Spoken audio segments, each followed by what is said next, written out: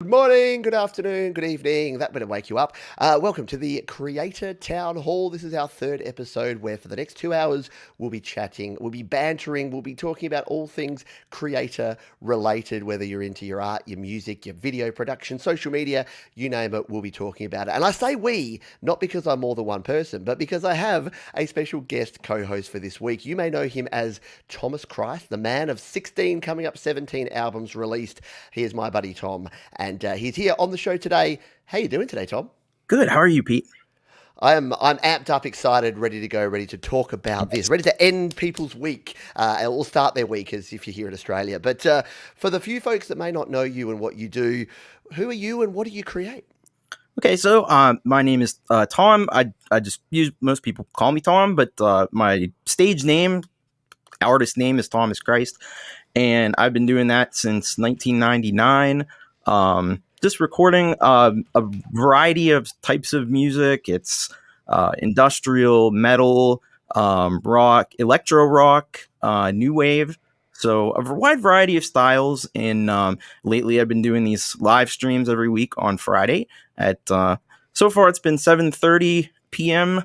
Might have to change the time again with the time changes coming up, but yeah. So if you haven't checked that out, make sure to check it out because it's I think it's pretty cool. Absolutely. Yeah, no, and we'll be talking about live streaming and how you've set that up and how you do that. Because one thing I know a lot of creators are starting to get into, if they're not already doing it, it's a great way to share your content, whether you're playing music or whether you're talking about behind the scenes stuff. More creators need to be documenting their process. And yeah, I've been following Tom and his journey. And what episode you'll be doing about 25 of these, I think now. Yeah, we're 26 There coming you up on go. Friday. And the transition over time, like seeing you upgrade the quality not only of the gear but of how you present and the confidence and all of that sort of stuff, it's very cool. So if you're not already subscribed to Thomas, do jump over there. He's the only Thomas Christ, I think. If you search Thomas Christ on YouTube, you'll find him over there. So we're going to talk about a bunch of topics. I got some topics from Thomas here. We've got some hidden gems, so some cool YouTube and creators that you may not know about, that I didn't know about some of these. So Tom's shared some of them. We'll have our midpoint motivation where we'll take a step back and get a bit zen. We've got our book club and we've got a whole bunch more. But of course, if you've got questions and you're here live, you can actually throw your questions right here in the chat. And because I've got Tom here with me, we'll actually be able to monitor them a bit better. Because usually I'm trying to frantically talk and monitor the chat, but we've got Tom here to help out as well. So put question in front of your question. Hello to everyone who's here live. If you've got questions as we go, just throw them here and we will circle back and talk to you. But let's dive right in to our very first topic, shall we? Let's talk copyright. Mm-hmm. Now, this has come up a few times. I talked about it briefly in GarageBand Weekly this week, and I talk a lot about it. I've talked about the fact that my philosophy is hiding in plain sight when it comes to copyright. And I wanted to see, Tom, how do you manage copyright? We mentioned it briefly. You've done 16 albums now. Mm-hmm. Are you concerned by copyright? Do you manage copyright? What do you do when it comes to copyright and your work? I don't worry too much about it, to be really honest with you. I don't think I'm at a level, if one of my videos were to blow up and go viral, which first of all, that would be awesome. But second of all, I would start to think about, in the United States, we do have some arcane things. Like I know in other places you can like mail things to yourself and that's considered copyright. Not in the United States though. In the United States, officially, you do have to go and register with the Copyright Office, and there is a fee involved in it. But I think for most people and most of the people in our group, certainly we probably would be fine just taking our stuff and putting it online. So get it on YouTube, get it on SoundCloud, get it somewhere especially where they put a date, just so you can say, this is the date I put it up. This is the date it was created. And for most things, that's going to be good enough. And to be quite frank, like I said earlier on GarageBand Weekly, as long if somebody takes my music and makes $1 million off of it, that's awesome. 'Cause I haven't been able to. So that would be pretty cool, actually. Yeah, and I mean, and it's true. And I think my opinion, I was talking briefly about this as well, is that if you've got the ability, if you're making something that's so cool that someone is going to take that and make $1 million with it, like you say, it's a pretty big ego boost to you that someone's been able to take your music and do that with it. But secondly, it's you're going to be able to create more things like that in the future. Like, rarely is it just sort of lightning in a bottle. I mean, you may say, hey, that was my one big shot, and I had this best song that I've ever written. But especially, I think for folks starting out, this is the thing. I seem to hear people starting out being concerned by copyright a lot more. And to be brutally honest, your first song is generally your worst song, and the likelihood of someone grabbing that and taking it and making it really successful is fairly slim. And I think if folks have a lot more of their focus on the actual creation process and learning and growing and making that better, as well as documenting. I think that's a really crucial thing. Documenting the process of you creating. Like you say, if you've got a YouTube channel or your Instagram post or your Facebook post, whatever it is, they've all got timestamps. And it's going to be very difficult for someone to come back and say, hey, that was actually mine, when you can show your process of actually creating it.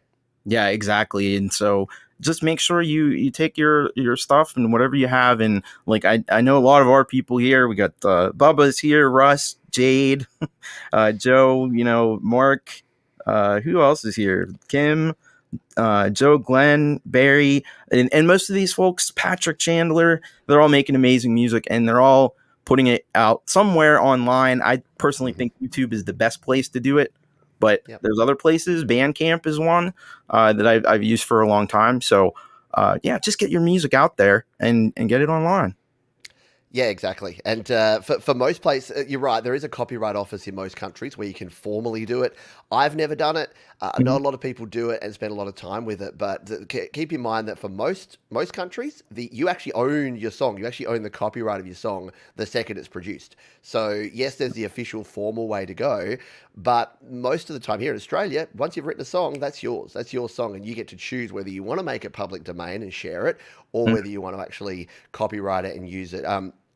Something that I guess that you may have come across doing some streaming or doing some covers and that sort of thing that's related to copyright is Content ID on YouTube. And I'm streaming at the moment to Facebook. We're on all the Facebook groups. We're on Twitch. We're on Twitter. We're on YouTube at the moment. And managing the copyright and the Content ID of your music, if you're doing cover songs or if you're using anyone else's music, is a bit of a challenge. Have you had much experience yet with that here on YouTube or elsewhere?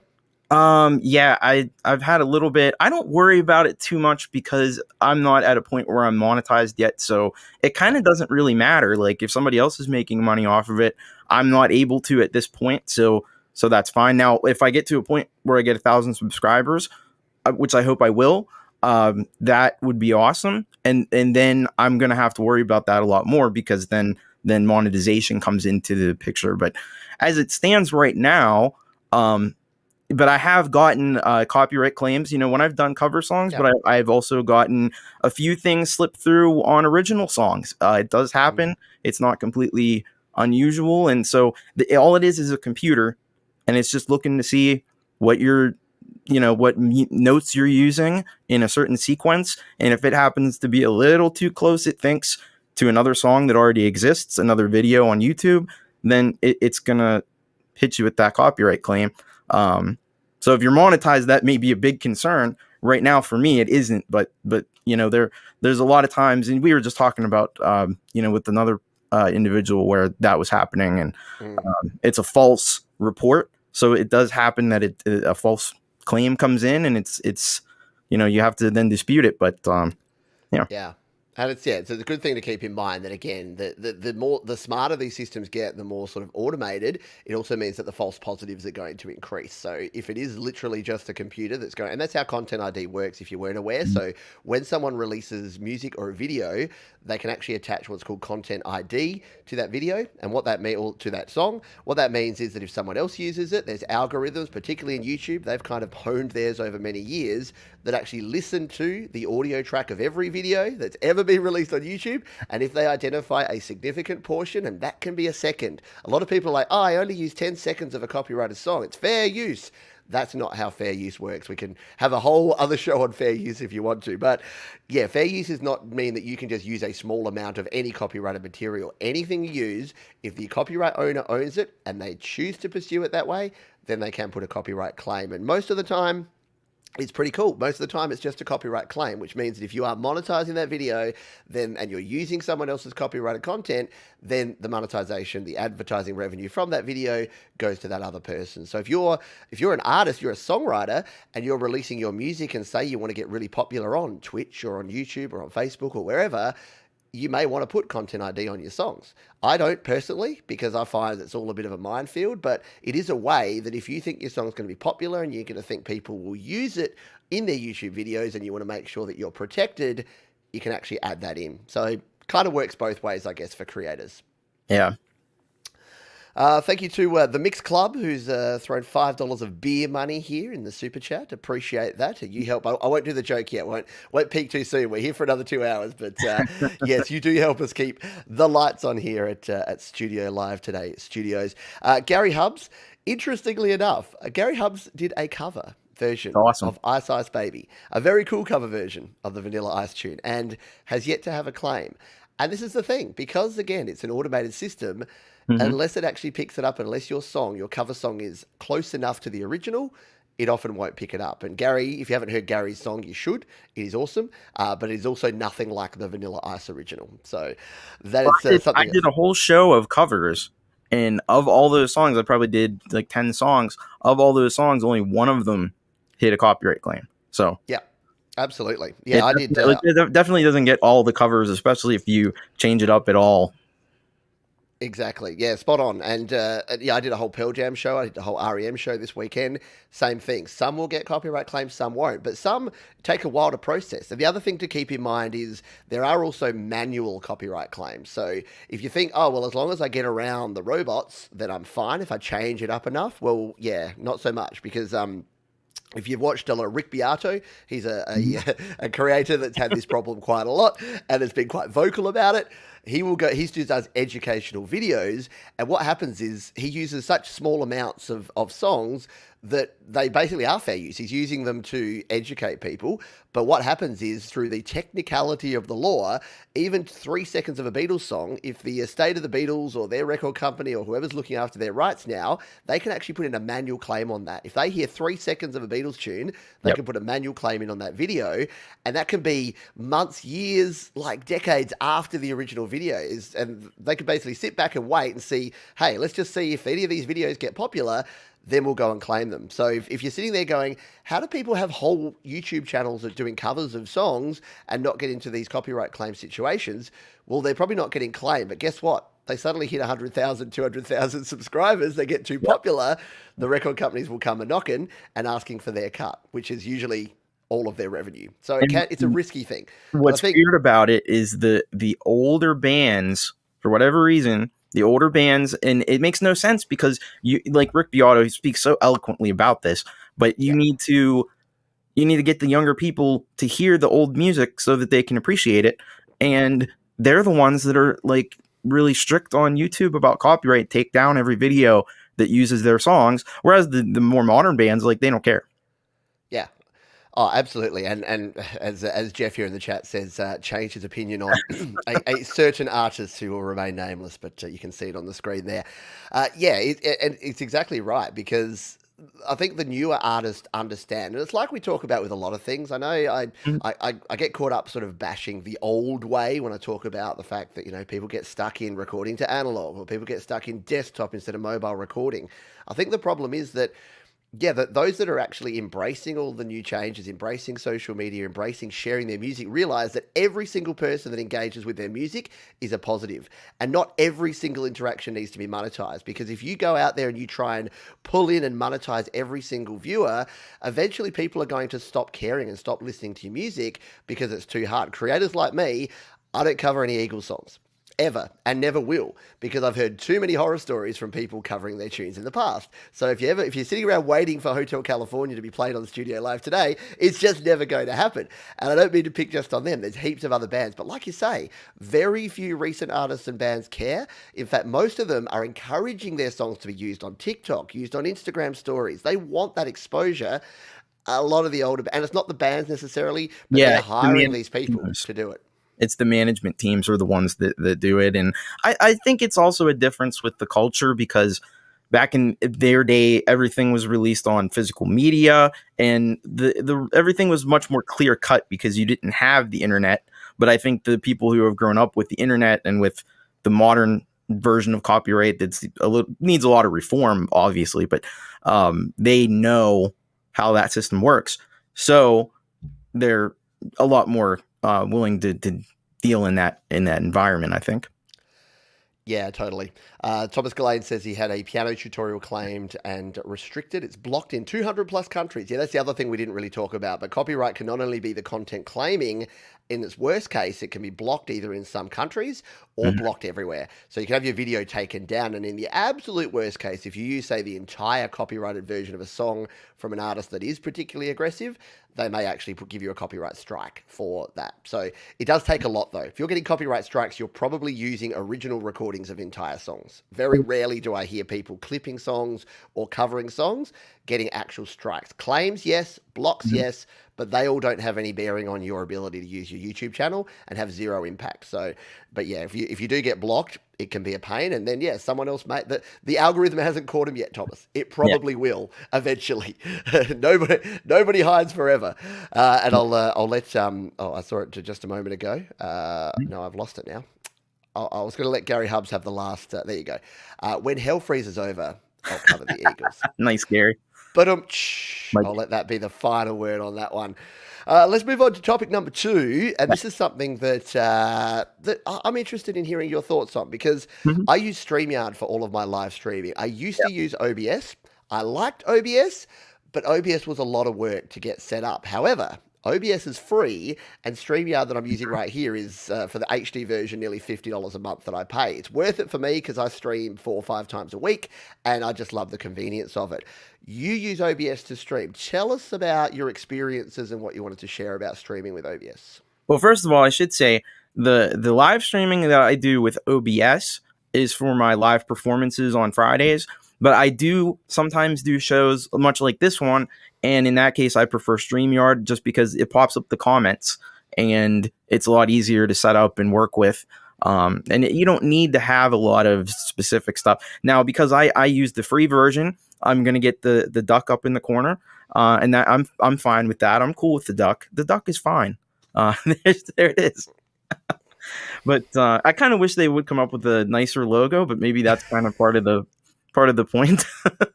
They want you to upgrade. But anyway, but yeah. So when I do live stream performances, I use OBS because you can you can really customize it and make it exactly what you want it to be. It's 100% free, doesn't cost anything at all, and I, you know, I saw other people doing this, and I'm like, I want to see if I can do this. So I just went, it's free. I went, I downloaded it, and I brought it up, and it just kind of like, it clicked, it made sense how to do it. So, and now I should say, I'm trained as a graphic designer. So that does kind of make things easier for me because OBS works a lot like a graphic design program. You're going to set up your screen, and with the visual elements, you're going to make it exactly like you would kind of, with different elements, like layers you would use in like a Photoshop. And then you bring in the audio. The audio is probably the most complicated part. Not going to lie, that's a little bit challenging, but I figured out, especially if you're on a Mac, which I am, and I figured out that there was a piece of software called Existential Audio Black Hole. And if you use Existential Audio Black Hole, you install it on your Mac, what you're going to want to do is you take that and you make a multi-output device, and you make Black Hole one of the devices, and then your interface, your audio interface that you use with your microphones and that you're going to listen to, that's what you make the other device.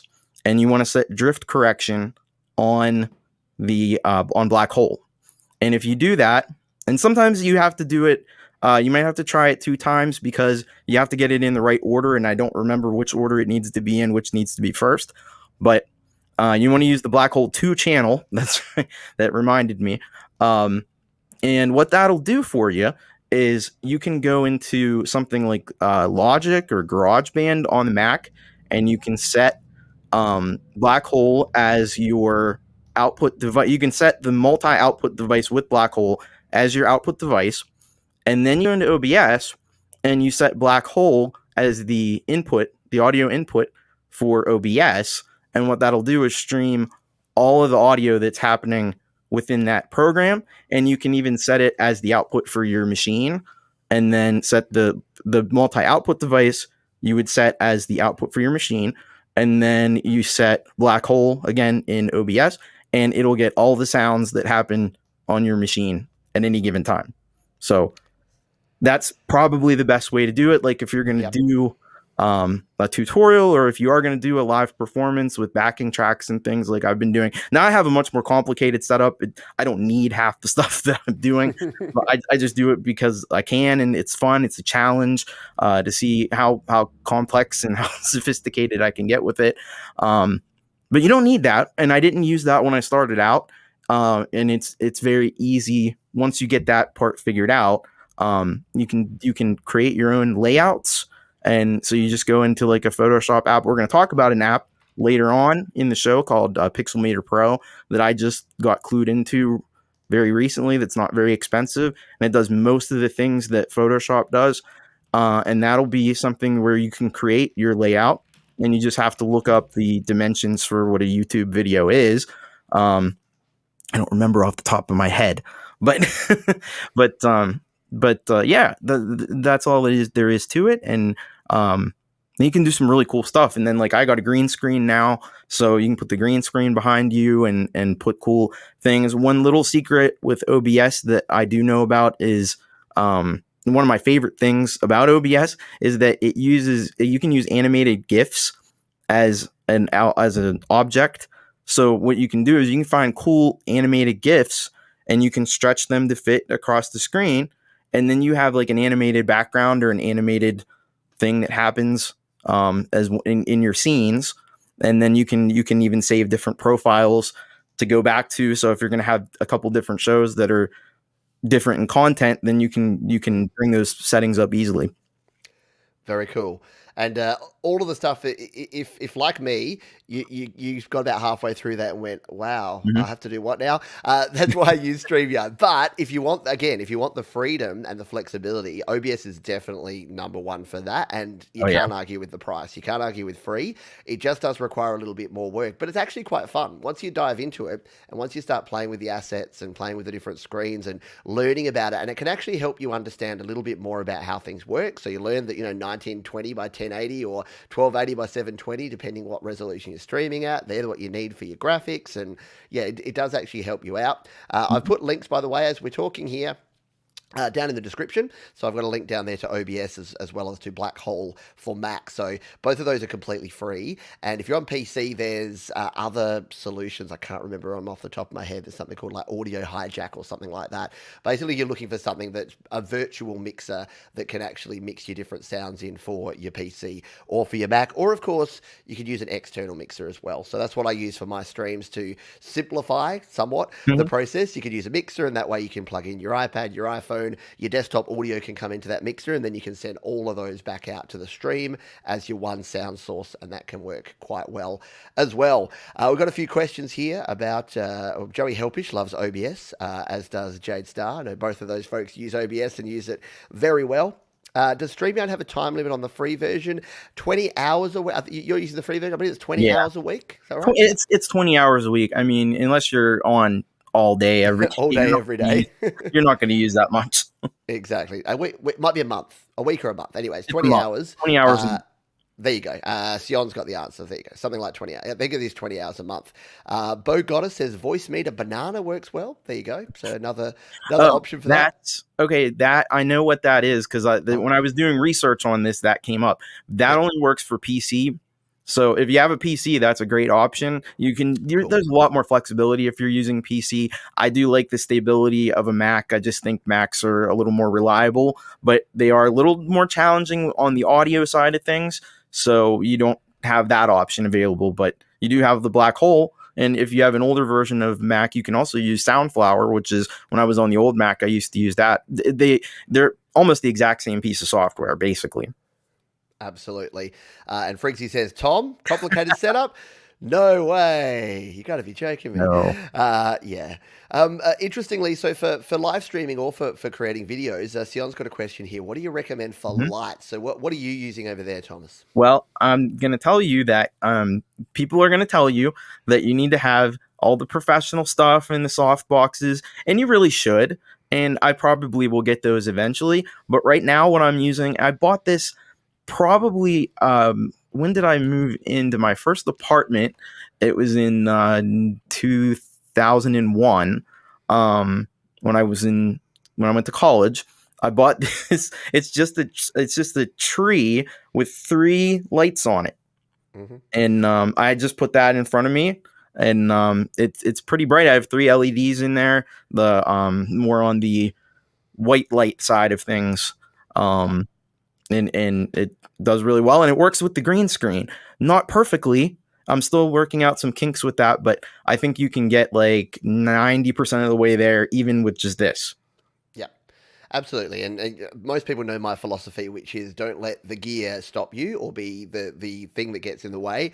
Light is light, yeah. So whether it's a lamp or a softbox or a ring light, whether it's a $10 lamp that you got from a thrift shop, or whether it's $1,000 lighting kit, a professional one, you're just trying to increase the amount of light going into the sensor of your camera, and you want to light the object. So you are the object. So for me, I've got a softbox there and a softbox there. So that's why you can see when I hold my hand up that I'm getting some shadowing there. But when I don't have anything in front of my face, I'm the object, and it slightly sort of blurs or darkens the background. And that's really all you want when you're live streaming. You want to make sure that you're in focus, and especially if you're using a green screen, the extra light on the green screen will ensure that you get that proper coverage with that. If you do want to go, it's not super expensive. So for between about $50 and $100, you can pick up a light box, a softbox kit like this one. So this is what, $75 Australian, which is about $50 US, about £50, €50.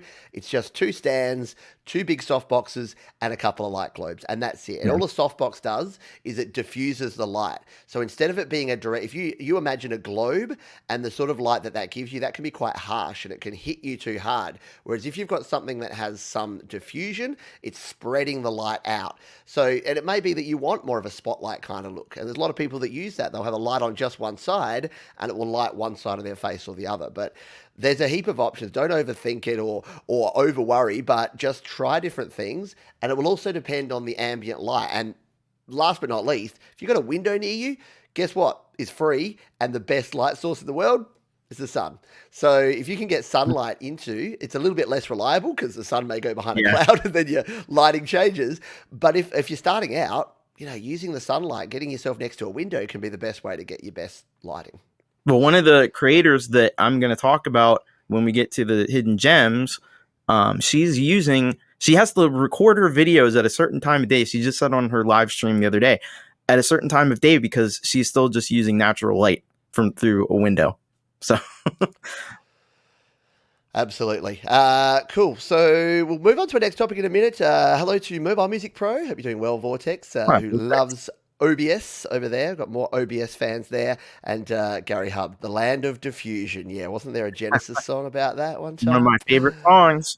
Oh, yeah, that is a great song. The video, if you haven't seen the music video of that song, is so cool. Anyway, Yeah. let's move on because we got more to talk about now. Let's get our gloves out here, Thomas, All right. because you are in the Logic camp these days. You do still use GarageBand. You like GarageBand, but you are using Logic as well. Why don't you let folks know your journey, your experience there, why you started moving towards Logic, and what folks should think about if they're considering the switch? So I initially used for many, many years FL Studio. I did have a brief dabble with Reaper. So some of my songs, what I used to do really early on was I would create the backing tracks, like the bass and drums and synths and things in FL Studio. I would transfer that over to Reaper and then do like the audio, like the vocals and guitars. And then eventually, like FL Studio finally caught up to a point where it was easier to deal with the audio right in FL Studio. So then I was just doing it in FL Studio. And FL Studio, I still love FL Studio. And to be honest with you, I got this M1 Mac back in January. And right now, FL Studio is not working on M1 Macs They haven't updated to, and it doesn't even work with Rosetta, unfortunately. So I'm Mm. holding off. But once they do get a version that works on M1, I probably will pick up like a basic version of it, just because I like the way it handles some things. But it has a lot of flexibility, and especially with audio routing. And then I went over to GarageBand. Now, what impressed me with GarageBand, probably the same as a lot of people that are here today, um, is the amount of sounds that are available and the simplicity with which you can kind of build a track up. So I do like that aspect of it. It is with at least within itself, it's fairly stable. Now, I made a comment earlier on your GarageBand Weekly show that sometimes with AUV3 with third-party plugins, GarageBand can be a little unreliable. And it's for whatever reason. I think it's just because of how they like to keep it kind of constrained and simplified. That sometimes doesn't work with third-party plugins that are designed more to work with some things like Cubasis and Oreo and AUM. So it has limitations, but I think if you're just getting started, GarageBand, especially on iOS, is a really great place to just jump in and begin your creative journey. But eventually, you're gonna hit, and it depends on the kind of music you make. Because like Pete, you are totally cool with just using GarageBand on iOS. And I think the reason that is because your music usually is just kind of a guitar and drums, vocals, maybe a few other keyboards or something. But it's pretty simple. It doesn't get into like 45 different layers of sounds and production and Very simple person, yes. and it works for you, and you make tremendous music on there. I sometimes wonder how you get, because I've had a few of your projects and brought them into Logic, and everything is set perfectly, even though you can't necessarily see like how much, because this is what's great about Logic. So when you jump into Logic, now it's $200, so that may be a barrier for some people, but you can see it's kind of cool when you can see a project that was created in GarageBand and iOS. You can bring it over into Logic and you can see behind the curtain. You can see all the stuff that's happening in the background that you don't know about when you're working in GarageBand on iOS. All of a sudden, the plugins are the full versions of the plugins, so you can see what they're doing. And this goes also for the GarageBand on Mac, because it doesn't give you it gives you the plugins, but it doesn't give you the full version of the plugins. Like, one of the things that amazed me about GarageBand iOS projects is, you don't know this, but there is a limiter on the master channel. So whenever you make a project in GarageBand, you're making a project into a limiter, and I think they do that because that way, if something goes over 0 dB, it's not going to hurt anything. But then when you bring it into Logic, you get to actually see that that's there. You can't see that, but like Logic gives you a view behind the curtain, and then you can also see like the compressor plugin is the full version, and you have a graphical display, and you can see on the meter like exactly where, how much you're compressing and where that compression is hitting at, and which compressor, because there's 7 different compressors, and you actually have access to that even in GarageBand on iOS, I think, but you can't see it. Yeah. It's invisible. It just happens behind the scenes. So that was really cool. But what I really like about using Logic is, and even though I will do things, there's a song on my newest album that I created, actually 2 of them, that I created mostly in GarageBand on iOS.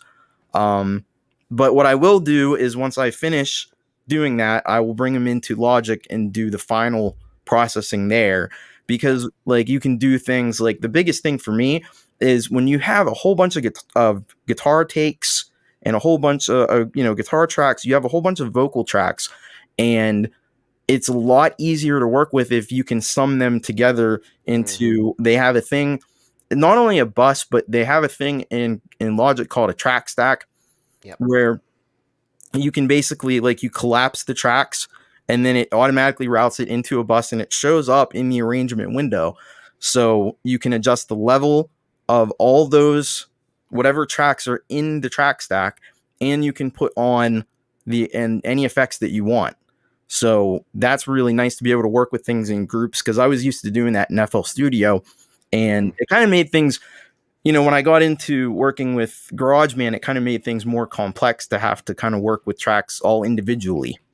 Yeah. So Yeah, no, it's really good to hear, because I think it's what I miss the most, because I'm a simple person and I use simple stuff with GarageBand, but I do miss things like track folders, which is what Reaper had, which is like the track stacking, and the ability to use buses and sends and receives to do things, so that you can sidechain and you can do that. Having a master track at all, automating effects as well as just automating your volume. So there's definitely things that are going to help you out if you are looking for that next level. But I think the key thing here is, and I've mentioned a lot, and I know you would likely agree, that when you need it, like that's the thing. Once you need those things, that's when you can go there and when you can start using it. And I think a lot of people jump into this and they're like, oh, and it's usually because someone says to them, GarageBand is just for beginners, and GarageBand, you can't produce good tracks with Garage. You absolutely can, but you just have to keep in mind some of those things, like you don't have a master track, you get that auto limiting or auto normalization on your track, because it protects you from yourself, it doesn't leave you with any headroom.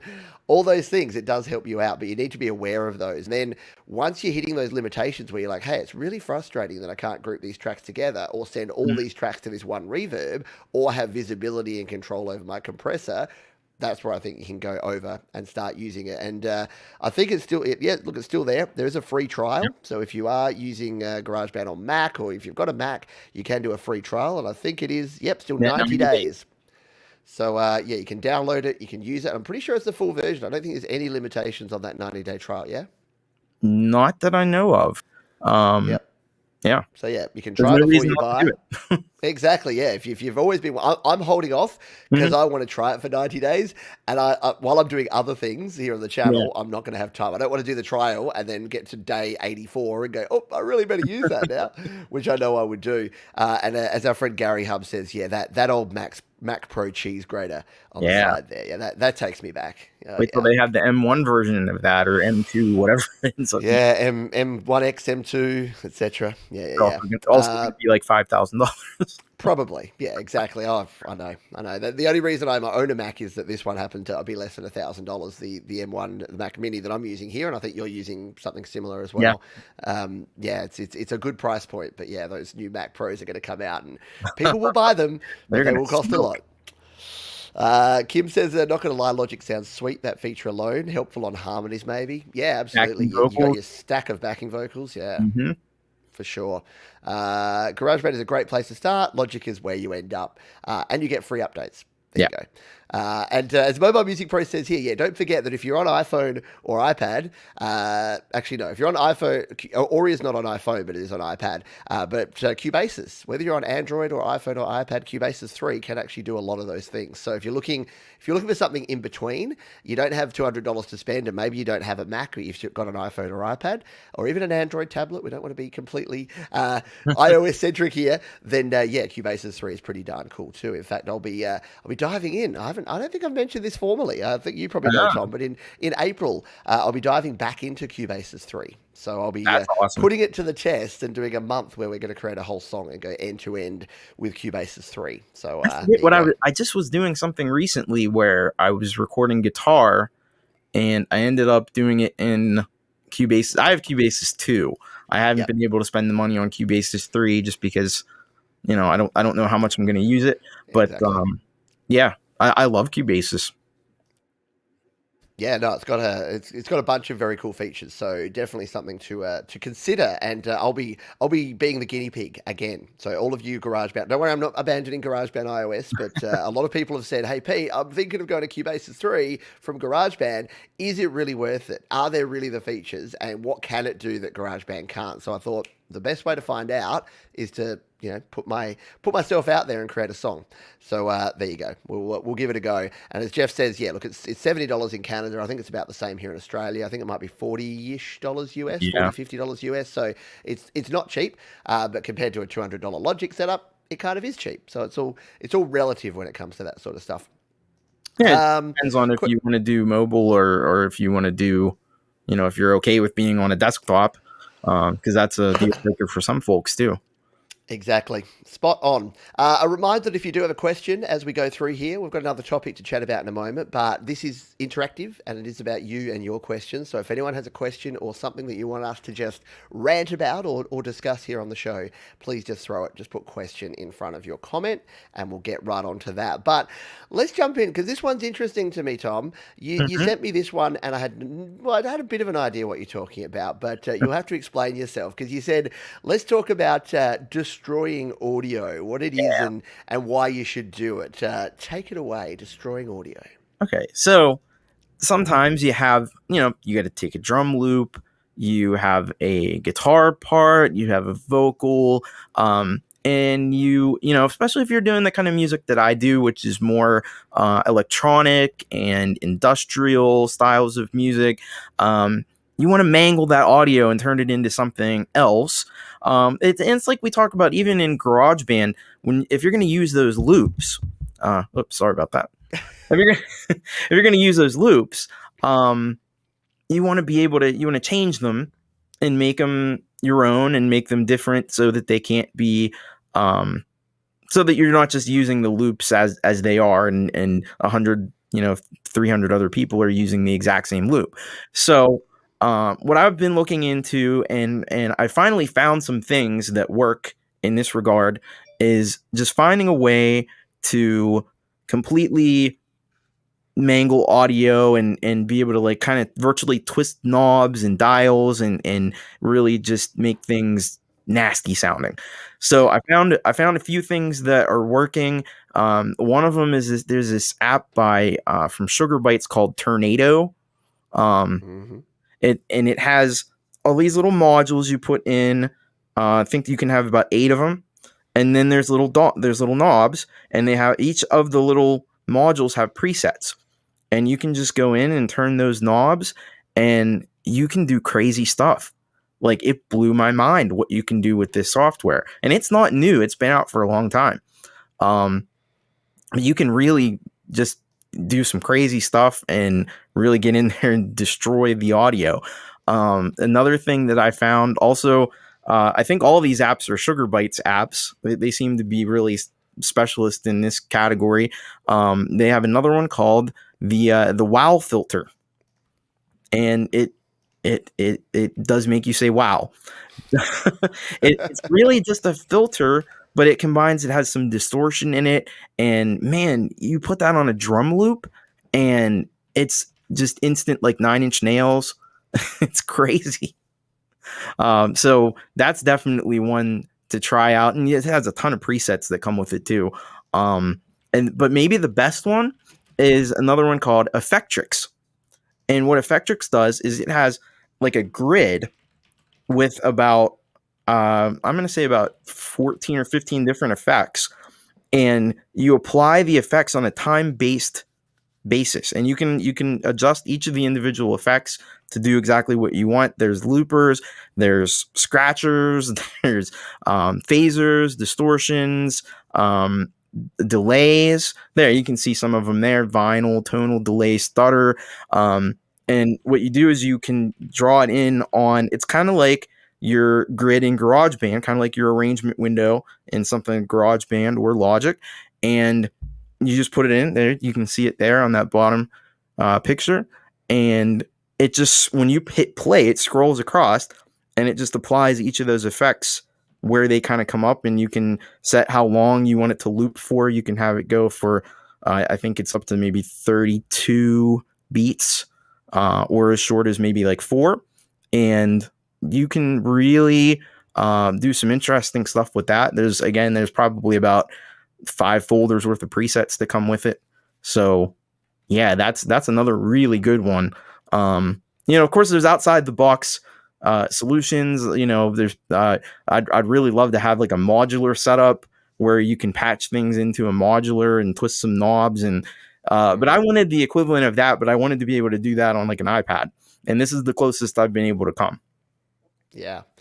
No, it's very very cool, and I must admit, I need to do more of this. I guess as I get more into electronic music, I guess I have to say that. But yeah, but as I'm experimenting with different types of music and not just doing the singer-songwriter stuff, and even with that, I think Yeah, and a lot of bands have proven this. You know, Nine Inch Nails, who you're a fan of, and yeah, Muse and Killers, and there's a heap of bands that are very popular that they've got guitars and keys and voices, but they've also doing a lot of this stuff under the hood, and you don't even really notice it. I think, in my view, when you're mangling and destroying and rubbing stuff in the dirt, yeah, you yeah, can make it sound extreme, but when you can do it in such a way that it still fits the tonal balance of the tune and it still complements the melody and it complements the harmonies that you've got going on in the rhythm, I think that's the real key. That, you know, and I always say with this stuff, turn it up to 11 and then dial it back until you almost can't notice it, but you kind of can if you're listening. And I think that's where yeah. you can get some pretty cool sounds.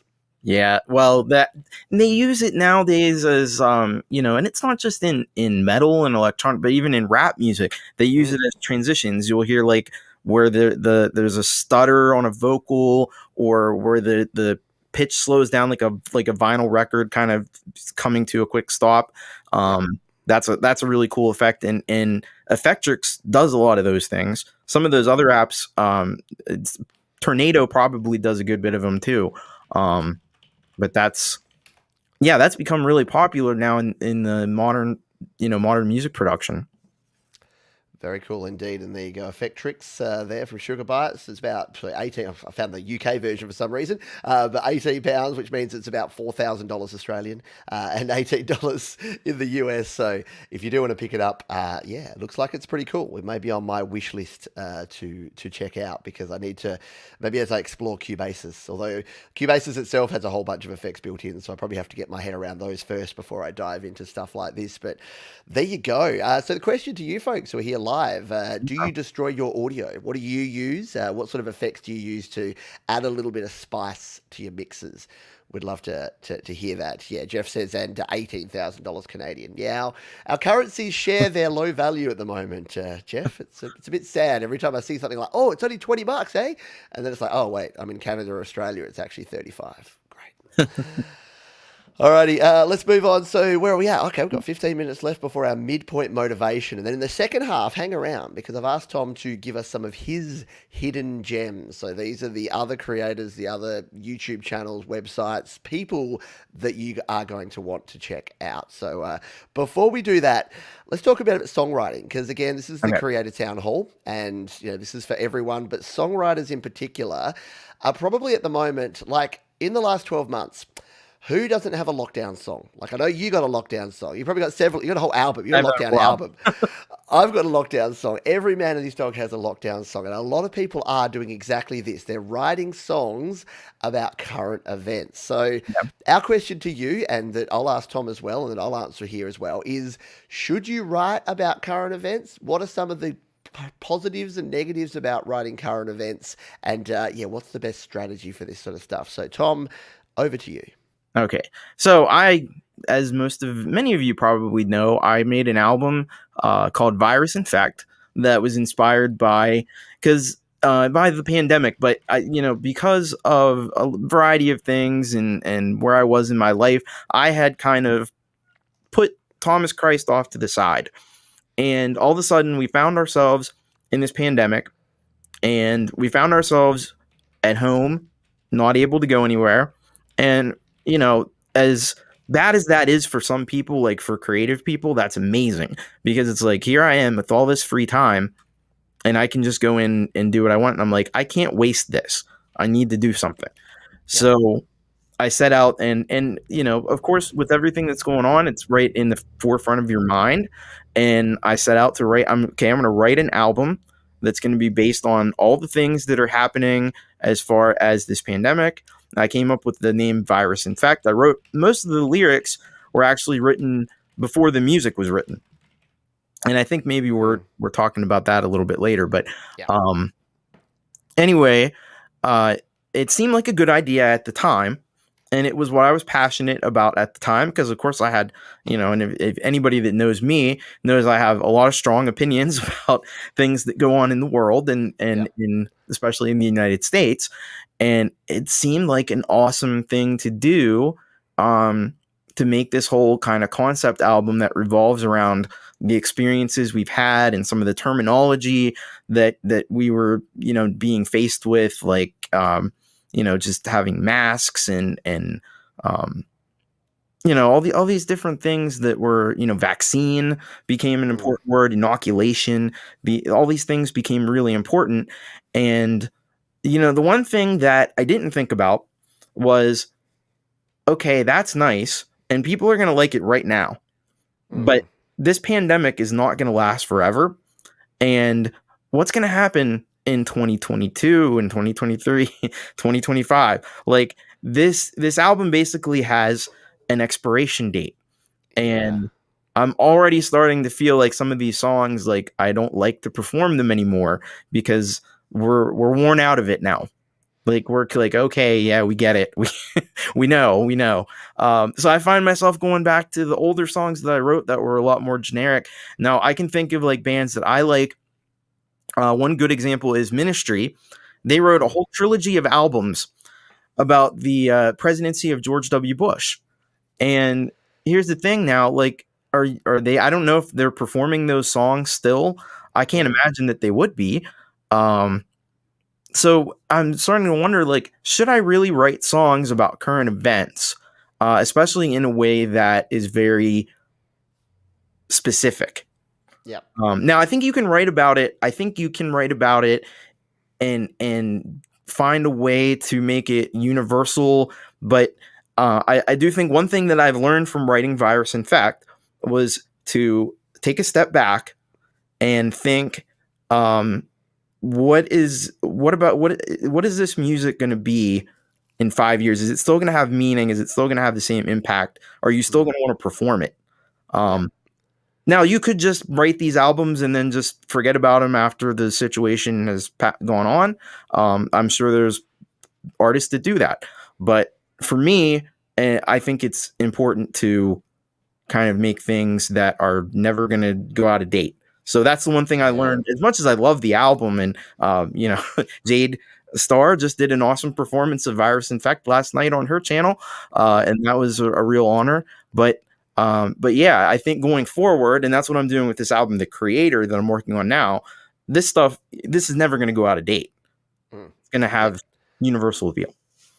Yeah, and it's an interesting one because yeah, we've got folks here who haven't done lockdown songs. Yep. So Jade and Jet, Mark, Bubba.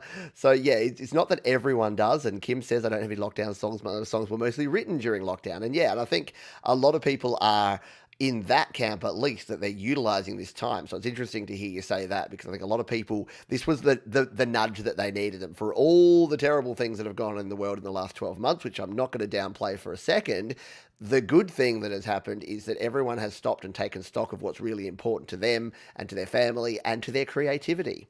And I'm Mhm. seeing so many folks get back into creating and get back into doing what actually makes them happy, realizing that success isn't a measure of, how many fans you have, how many followers you have, how much money you make, but it's about how you can actually tap into that creativity. So, on this topic in particular, my lockdown song is called Things Changed, or Things, I Mhm. can't remember, Things Have Changed. Things have changed. Yeah.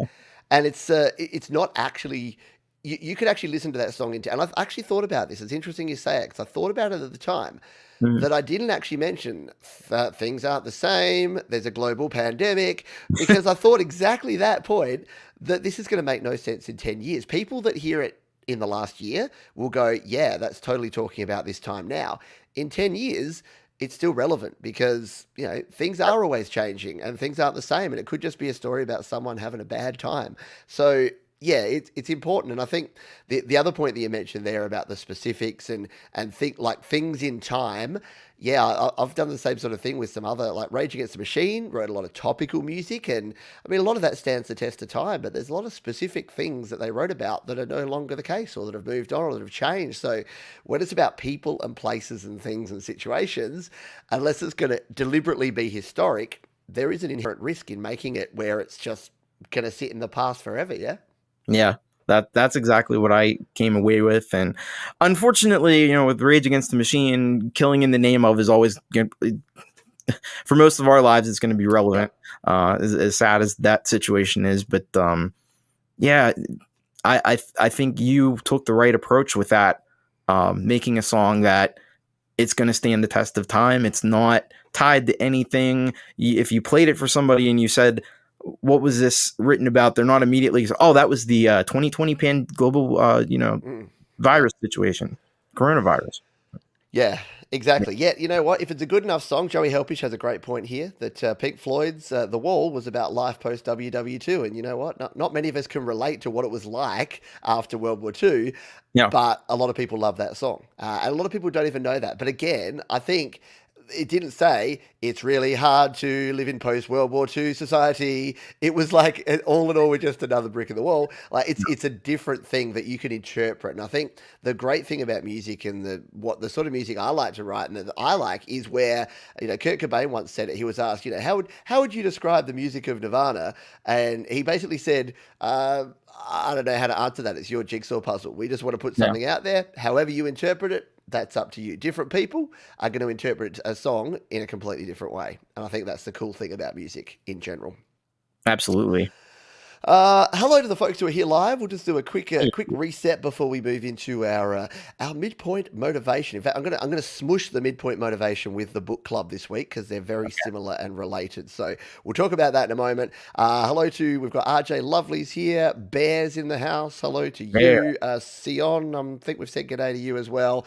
Bubba, Mark, Jade, all the usual suspects are here. Dan Ekberg, if I haven't said g'day to you as well. Thank you everyone for being here, and once again, if you do have questions, all you need to do is put this word question in front and we will circle back because Tom and I are not, this is not a one man or a 2 man show. This is Yeah. everyone out there and you can tell us what to talk about. We can be your performing monkeys.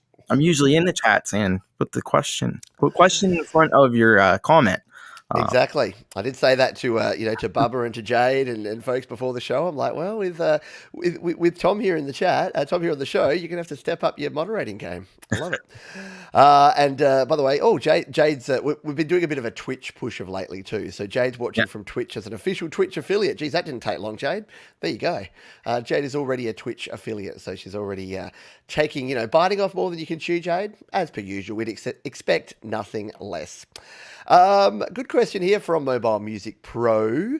What's your favorite iOS synth right now? Do you use a lot of synths in iOS, Tom, in your music? Absolutely, I do. Cool. I What do would you like? I would say right now it's probably gonna run. I had been saying Cauldron by Yonak, and the reason I say that is because to me, it sounds the most of all the synths, and Magellan it's very much in the same vein, and it's they're almost equivalent. But to me, these two synths sound more like analog than anything that I've heard on iOS, and probably also the Model D by Moog is actually good. Almost equally as good. But yeah, I'm loving this Cauldron. It just has that sound. I can't really put my finger on why that is, but they got it down pat as far as the analog sound. And look at all those dials. Like Yeah. you can twiddle knobs for days on that one. Very cool.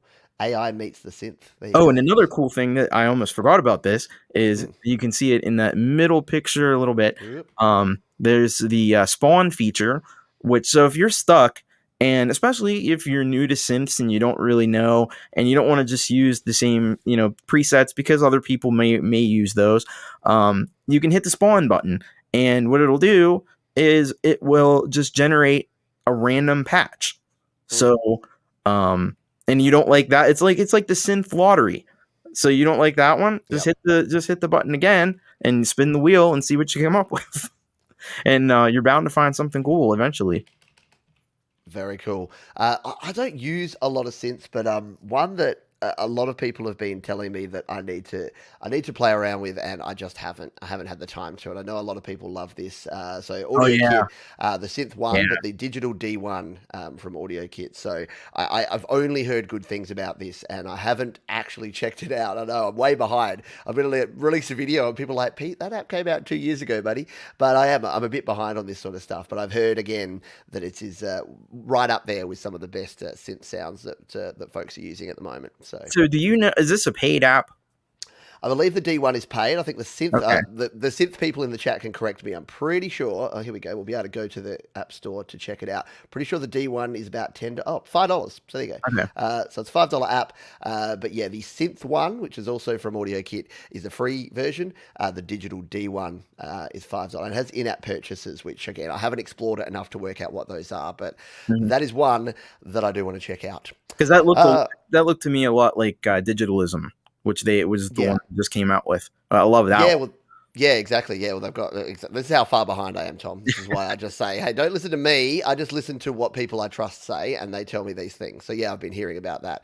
There you go. Sion's confirmed. D1 is paid. Synth 1 is free. So there you go. There's a couple of options for your synthing needs as well.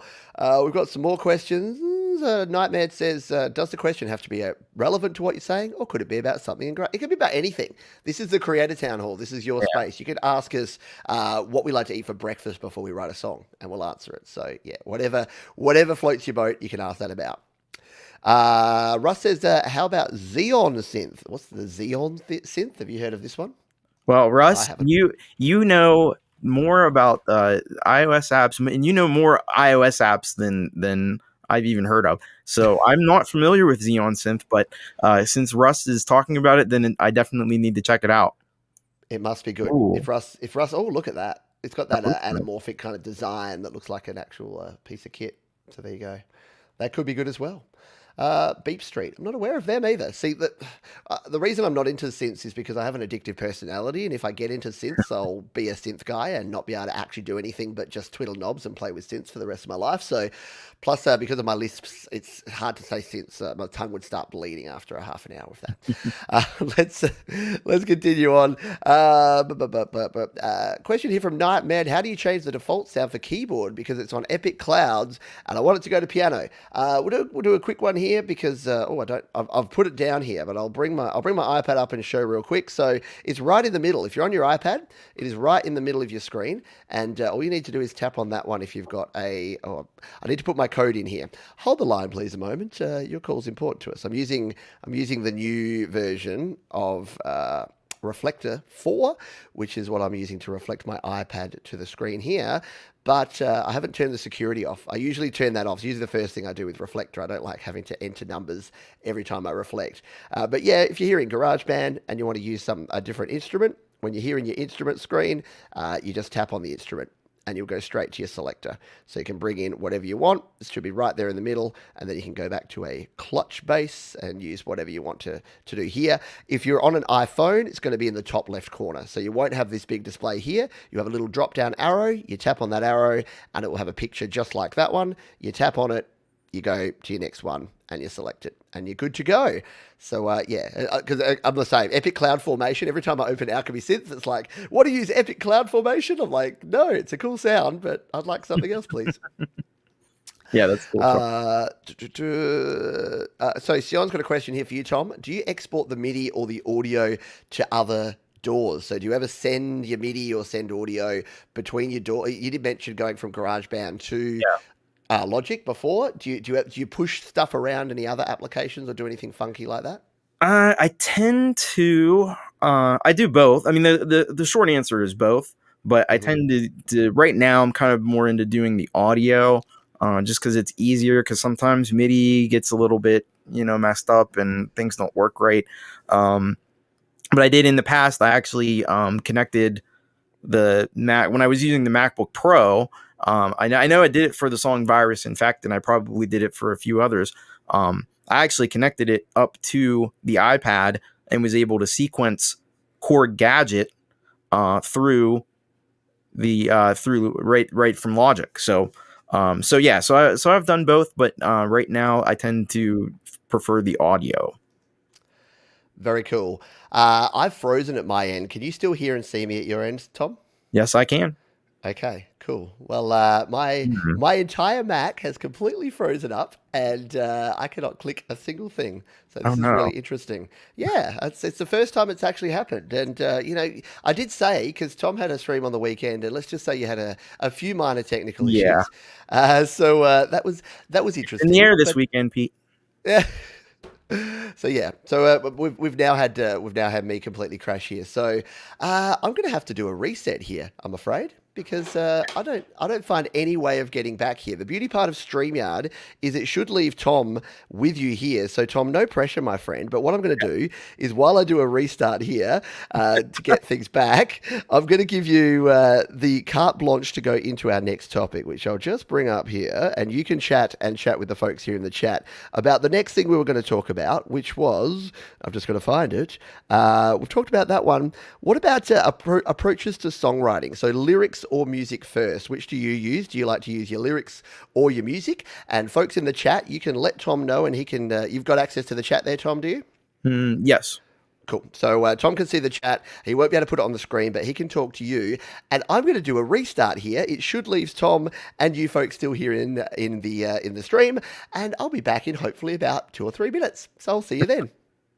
All right. So anyway, so with lyrics versus music, I've done both, and from time to time, I really prefer when I do come up with a concept and then start to think about song titles. So I'd make a whole list of song titles, half of which I won't even use, and then I'll start to go in and just block out lyrics, maybe just like the hook. I'm going to do this for the chorus. I'm going to do this for the for a verse or something, and then I'll just keep trying to flesh that out, and eventually, we'll get to I'll get to a point where I have finished, verses for all the songs, and then I'll go in, and that makes it really easy when I go to start the composition process because, I can. I have that as a guide, as like a blueprint to songwriting. So I do prefer, but sometimes, like with this new album, I kind of have been just writing music and then just writing the music and then writing the lyrics after that. So anyway, yeah, that's how I usually do it. How do you folks do it? Do you have any thoughts on that? Yeah, Mac is supposed to be more stable than Windows Vortex. It usually is. I don't know what happened there. That's a little weird, especially with these M1s. They're usually so good. But anyway, Joey Helpish asks, question: what video games have you been playing currently? None. I don't play video games. I haven't played video games since the days of Super Nintendo, and if you remember, like things like, well, I played all the Mario games at least up until Super Mario World.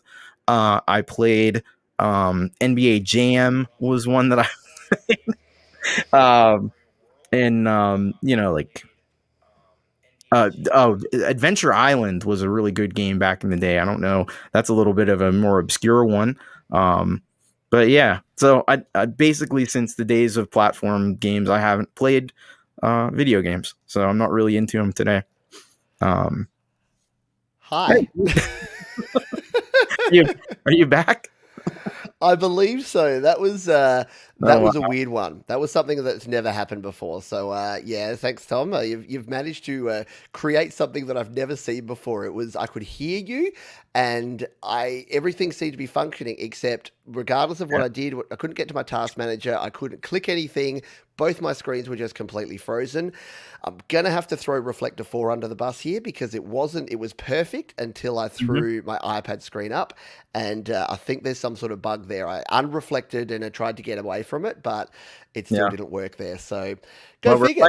Reflector is not winning the day this weekend, unfortunately. No, well, I know you had issues with Reflector, and now I have. So I guess because being bleeding edge and me updating and upgrading to things, I probably should have left it alone. But you know what?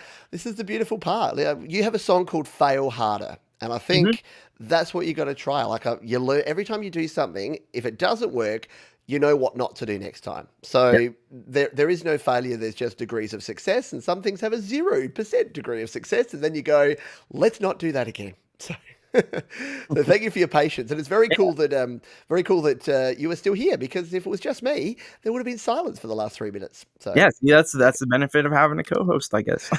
exactly right. Exactly right. So we've got some folks. Bear says, I tend to write how I want people to feel music first. So there you go.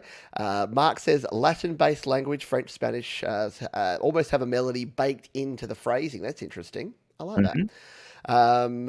Joe Glenn says, I write a bunch of thoughts and words, hand them over to Barry to make sense of it, and then get back to think of a melody. I like it. That's cool. Kim says, sometimes for me, music and lyrics come at the same time, but mostly lyrics happen first. And I think it's all this is proof that there's no one way, and whatever works for you. And I think I don't know what you said because I was busy rebooting and Hmm. swearing at different software and hardware. That, But yeah, it is interesting because different songs I do will be different things. Sometimes I'll get the hook first, sometimes I'll get the lyrics first, sometimes it'll be the chord progression. It's whatever it actually happens. It's whatever works for you at the time. So and I think it's related to someone had a question here that actually asked you about. Bubba has a question. Where did I see that? There you go. Yeah, this was it. So, how do you come up with a hook or a motif? So, what is it? Is it just completely serendipitous that you're just playing around and you get it, or do you plan anything out? How do you approach things? well, as far as the lyrics go, I'm usually trying to find some kind of wordplay. So it's got to be something like what I did with Mask, um, where it's this double entendre about masks that we wear Yeah. versus the masks that we have to wear because of the pandemic. Or it could be, um, something like fail harder. Mm. Like that's kind of it's just an eye-catching phrase that kind of sums up the whole song, and then I can kind of write a lyric, or, a really strong lyric around that to be like the chorus, and then everything just kind of flows from that, like a vine with branches, basically. Then when you talk about the musical part of it, the way I almost always work is I have some sort of a drum beat happening, and then I Hmm. just go on my keyboard and I just start playing melodies on a synth or something, just a bass. Usually, it's just a bass line. Yeah. And once I come up with that bass line, everything else will come out of that. And I'll have to do the same thing for the verse, for the bridge, and then for any like transitional parts that come in between. Um, so yeah, so that's basically how I approach that. Yeah, and I'm very similar. I think mine's usually around just one phrase that goes over and over in my head. So lyrically, it's like when I wrote "Murdering Time," which was probably one of the more recent songs I wrote.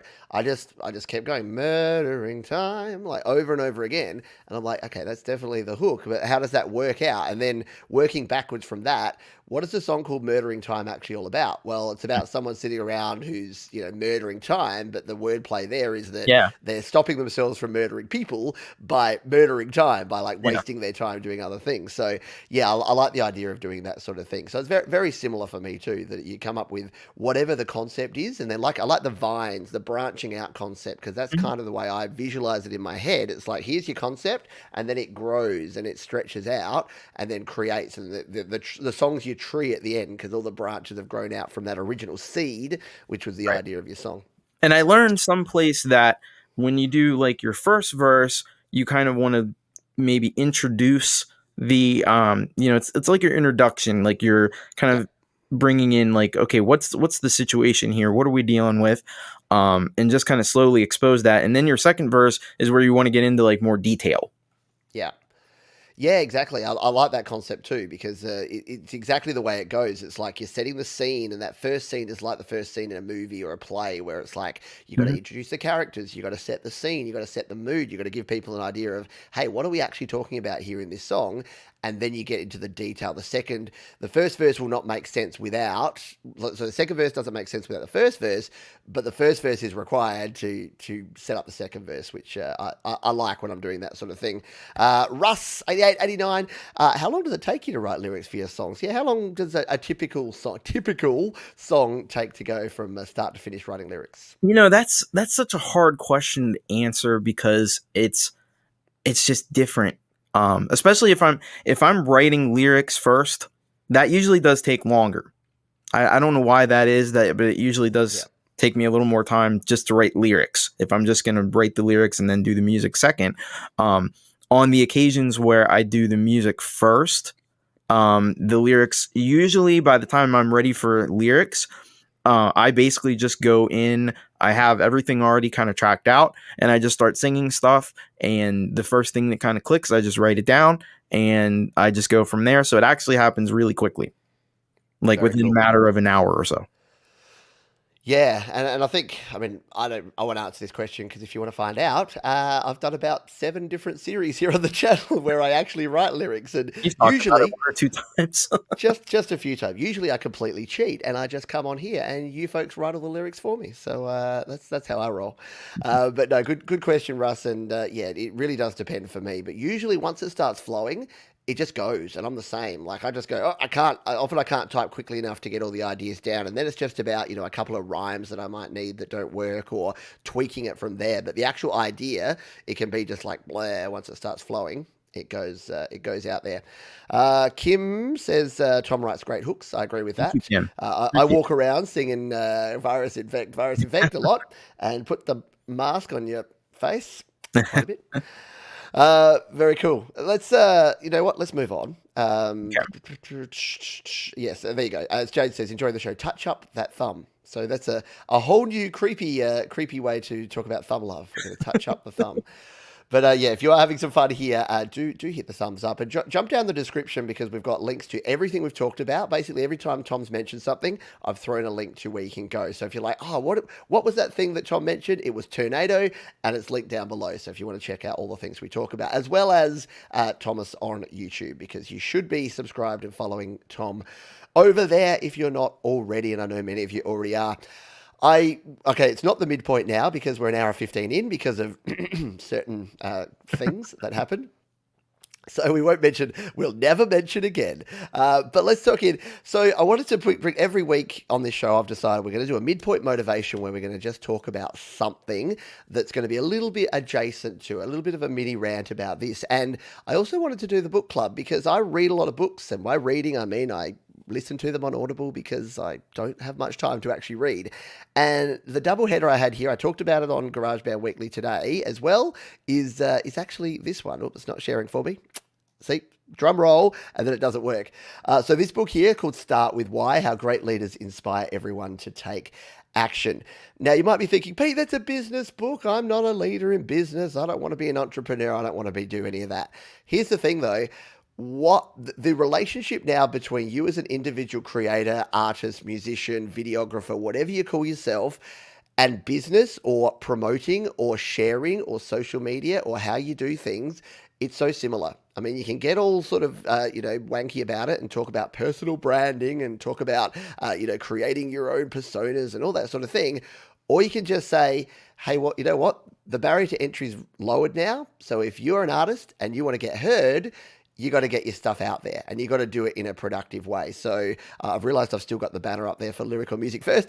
So yeah, this is what I recommend. It's a book by Simon Sinek, who is a great author. He's a motivational speaker and he does really good things. And he talks about the fact that it's important to start with why. So why are you a creator? So I'm going to throw it over to Tom and say to you, Tom, why are you a creator?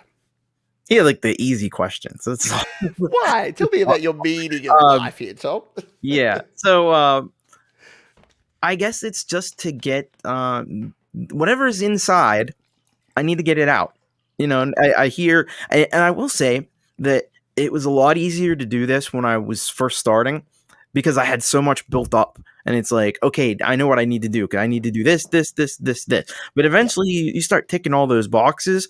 And then it's like, all right, well, what am I going to do now? Because I've already done the things that I had been thinking about for years, I finally did.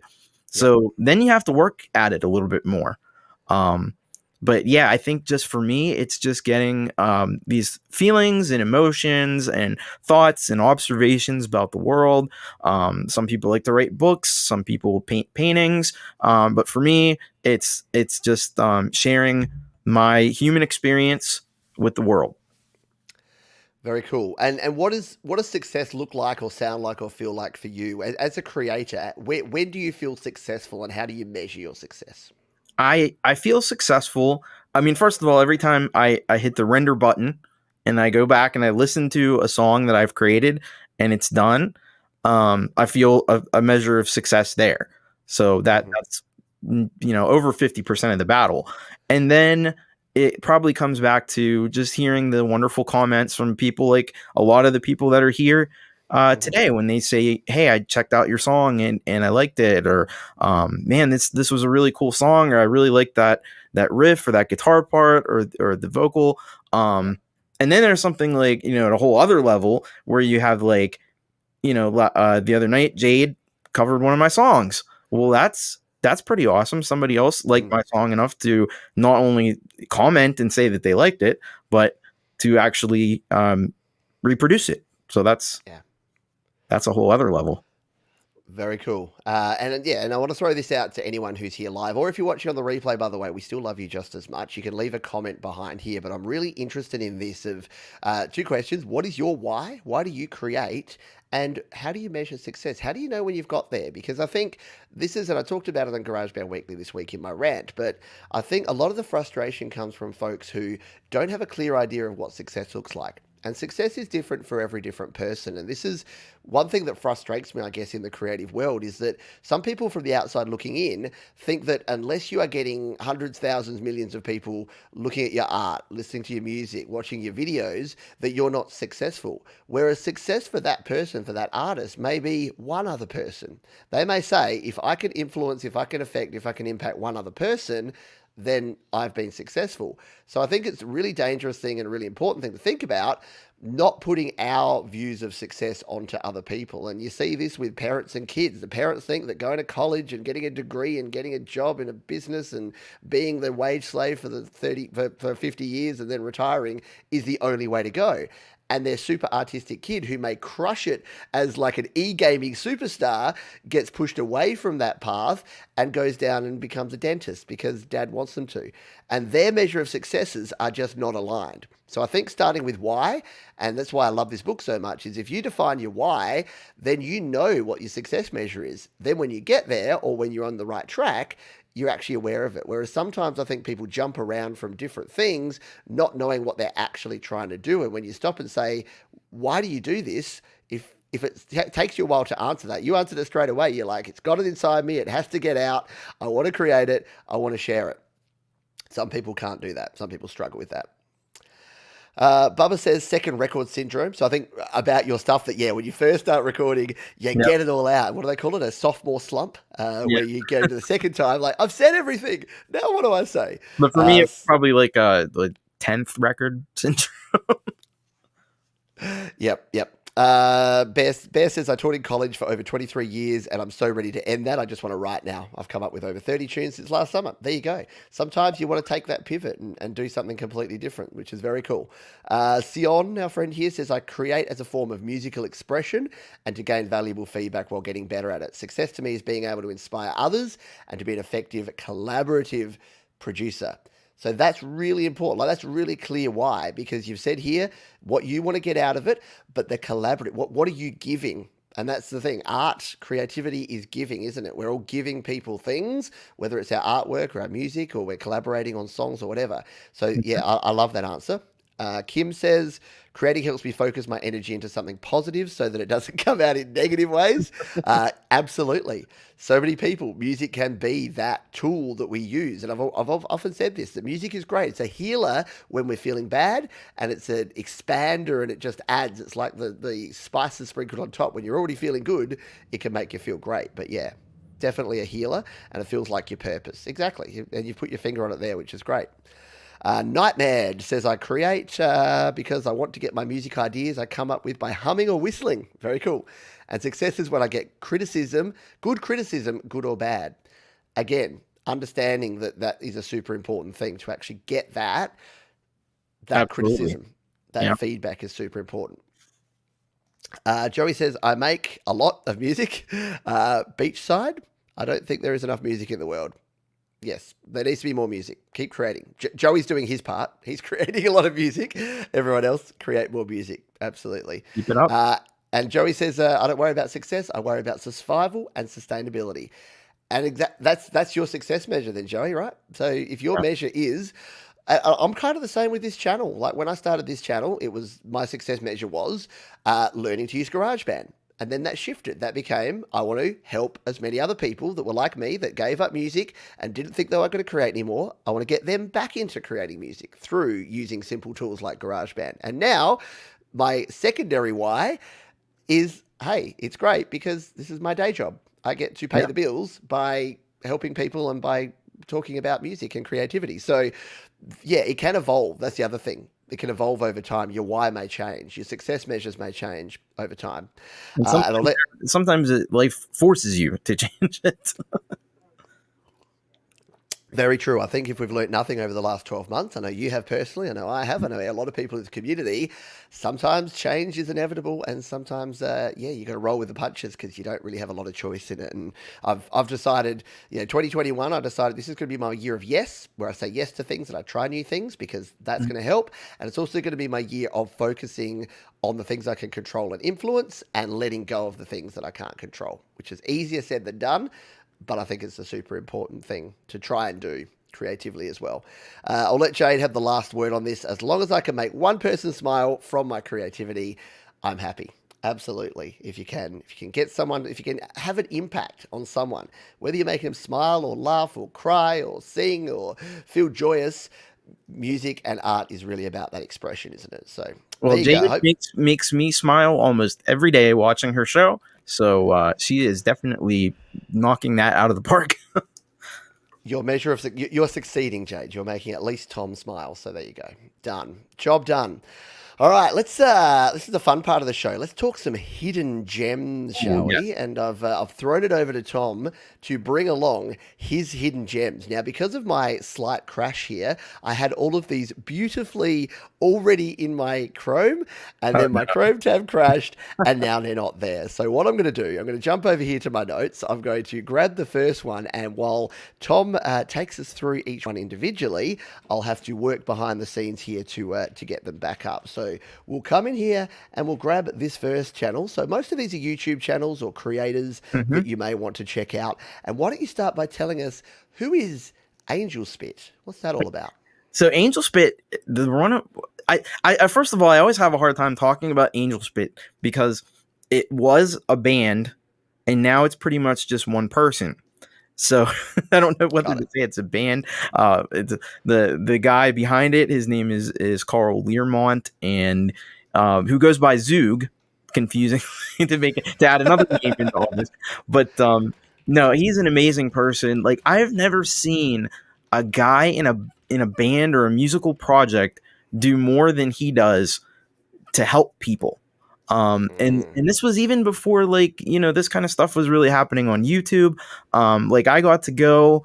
I spent an hour with him behind backstage at a concert, and he showed me how to do a synthesizer. He showed me how he Wow. actually brought a synthesizer with him while the support band is playing on stage, and he's showing me how to work this synthesizer, and we had to put headphones on and stuff. So he's really cool, and what he's doing now is for his Patreons, which I'm one of. He goes and he sets up a Zoom, what he called a creative Zoom session every week, and Nice. anybody who wants to, who's a Patreon, and sometimes he extends it beyond his Patreons to just anybody.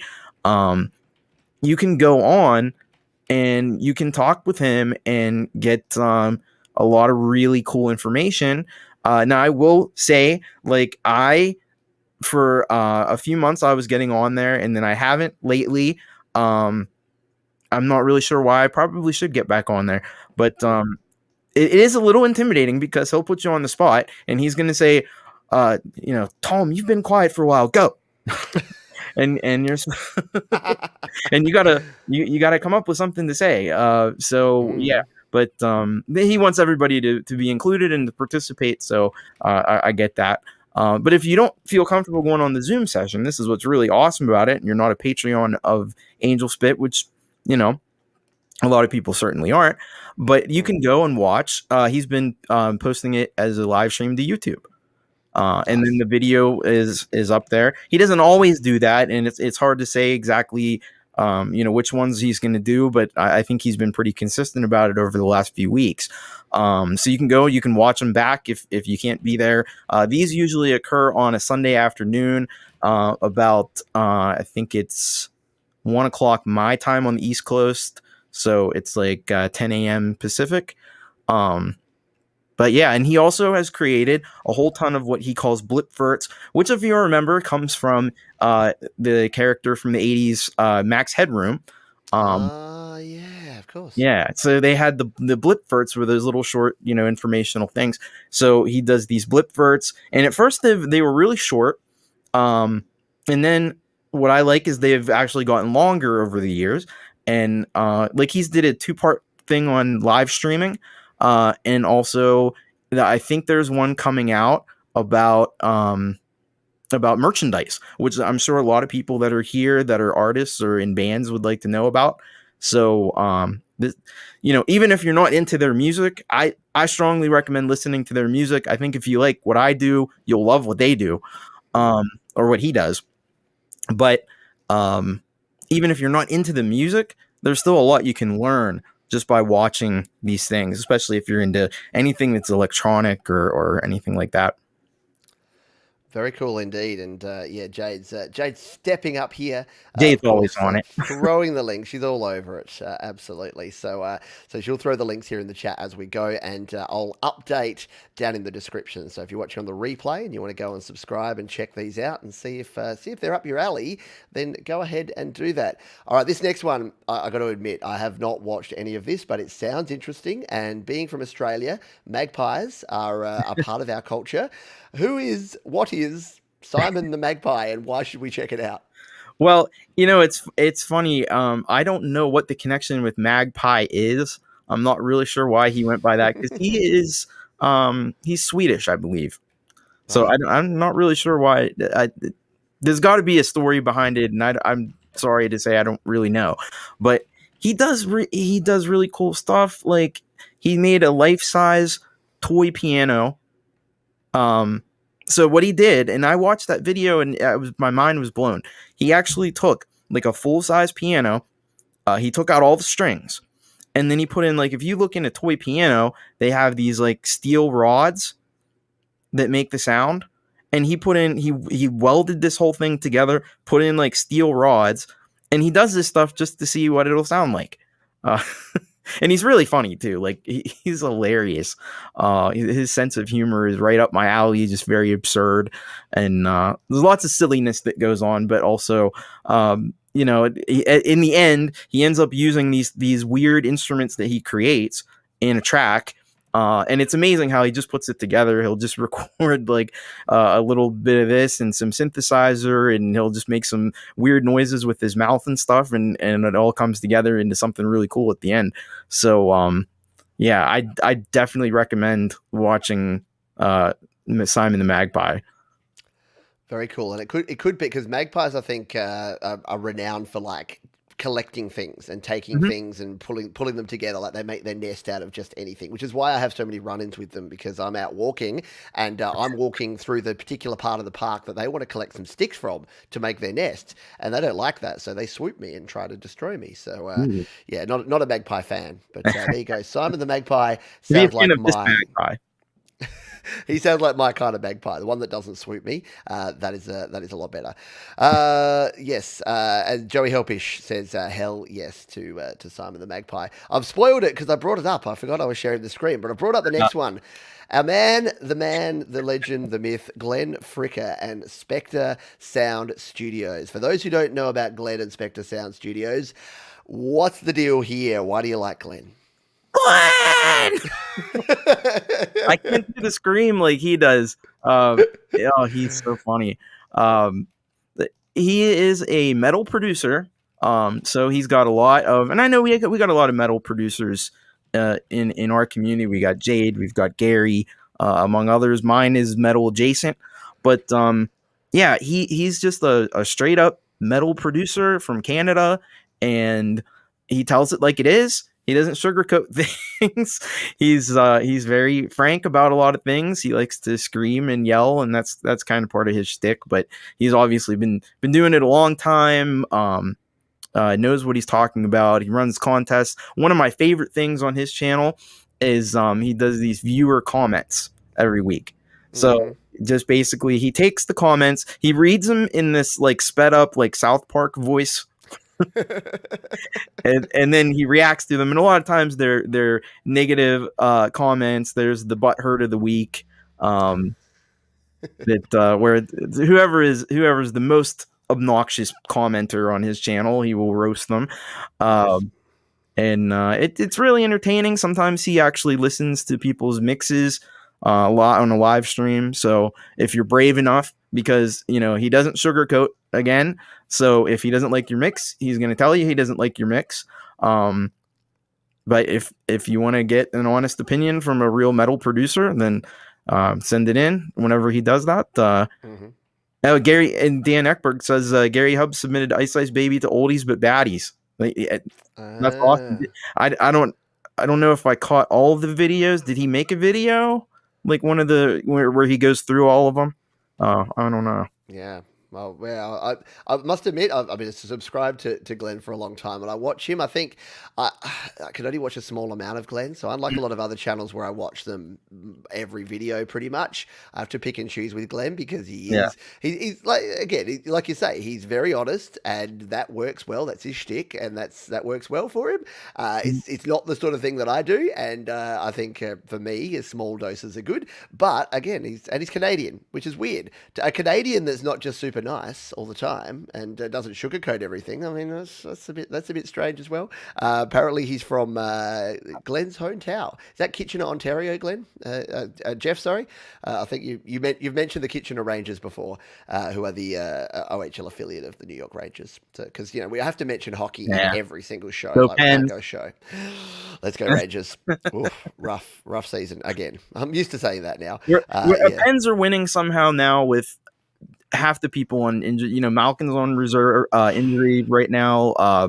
Tanev's out with an injury, and yet somehow we're still hanging on by a thread. Those Penguins, they're aging Penguins. Their average age of about 37 in that team at the moment, but they're somehow finding a way to bring it together and to keep one more season. Let's just get one more cup with these, and then we can let them all go out to pasture. No, I do love my hockey. So yeah, go check out Windsor, Ontario. Sorry, Windsor, Ontario is. I was thinking that, and I didn't want to say it because I wasn't 100% sure.